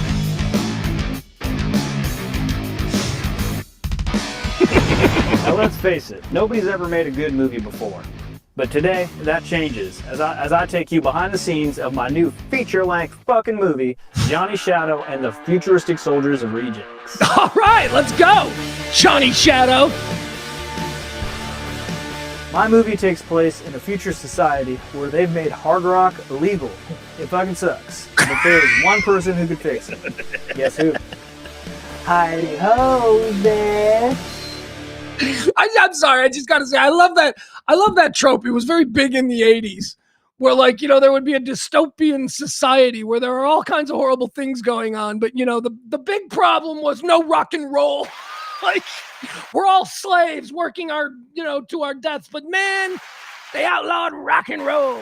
I mean, wasn't that the premise of Streets of Fire and something else? Well, Footloose couldn't dance. Anyway, let's go back to the story of Johnny Shadow. The story follows Johnny Shadow, a lone rebel who survives on a new type of nourishment he invents. It's called bio-vodka. It makes him very strong. The vodka will be dyed blue. This is a movie for our generation that'll actually make you think. And in some scenes, I'm gonna use my friend Tyler's real gun. Things turn upside down when Johnny meets a mysterious woman, Marilyn Madness. Marilyn tells Johnny he's the last hope to save society and rock. She'll be played by my fucking beautiful girlfriend Haley. Guys in the audience might get hard when they see her. So right here is where we're going to shoot the pivotal first scene where Marilyn and Johnny... That is also another one of my favorite things about guys. I don't go through this anymore because most of my guy friends have wives or committed long-term girlfriends. But when I was younger and single and we were all running around and dating and, you know, who you dating this week or whatever it is, it was always a funny thing when a friend of yours, a guy friend of yours would come to you and tell you about this new girl that he met. He's like, oh, dude, man, I met her. Dude, she's so hot. Dude, I couldn't. Oh, my God. When do you see her? And then, like, you see her and you're like, what? It's like, what? Anyway, that reminded me of him. He thinks Megan, his girlfriend or whatever, is way hotter than she actually is. Dude, man, she is so hot. And it's like, she's very nice. Sex. She's very nice. Guys in the audience to save society and rock. She will be played by my fucking beautiful girlfriend, Haley. Guys in the audience might get hard when they see her. I mean, Haley looks very nice, but this is overstating it a little. So I don't think guys in the audience are going to get hard, but he thinks because it's his girlfriend and, you know. So right here is where we're going to shoot the pivotal first scene where Marilyn and Johnny have sex. We're talking real penetration with brand new sex positions I've created, such as the guitar, sexy spider, and the creamy cigarette. All right, I don't know what Kyle Mooney is doing, but he's making pretty funny videos. Kyle Mooney, one of the unsung greats of set. They didn't know how to use him. They did not know how to use. He had that. First of all, here's the problem with Kyle Mooney.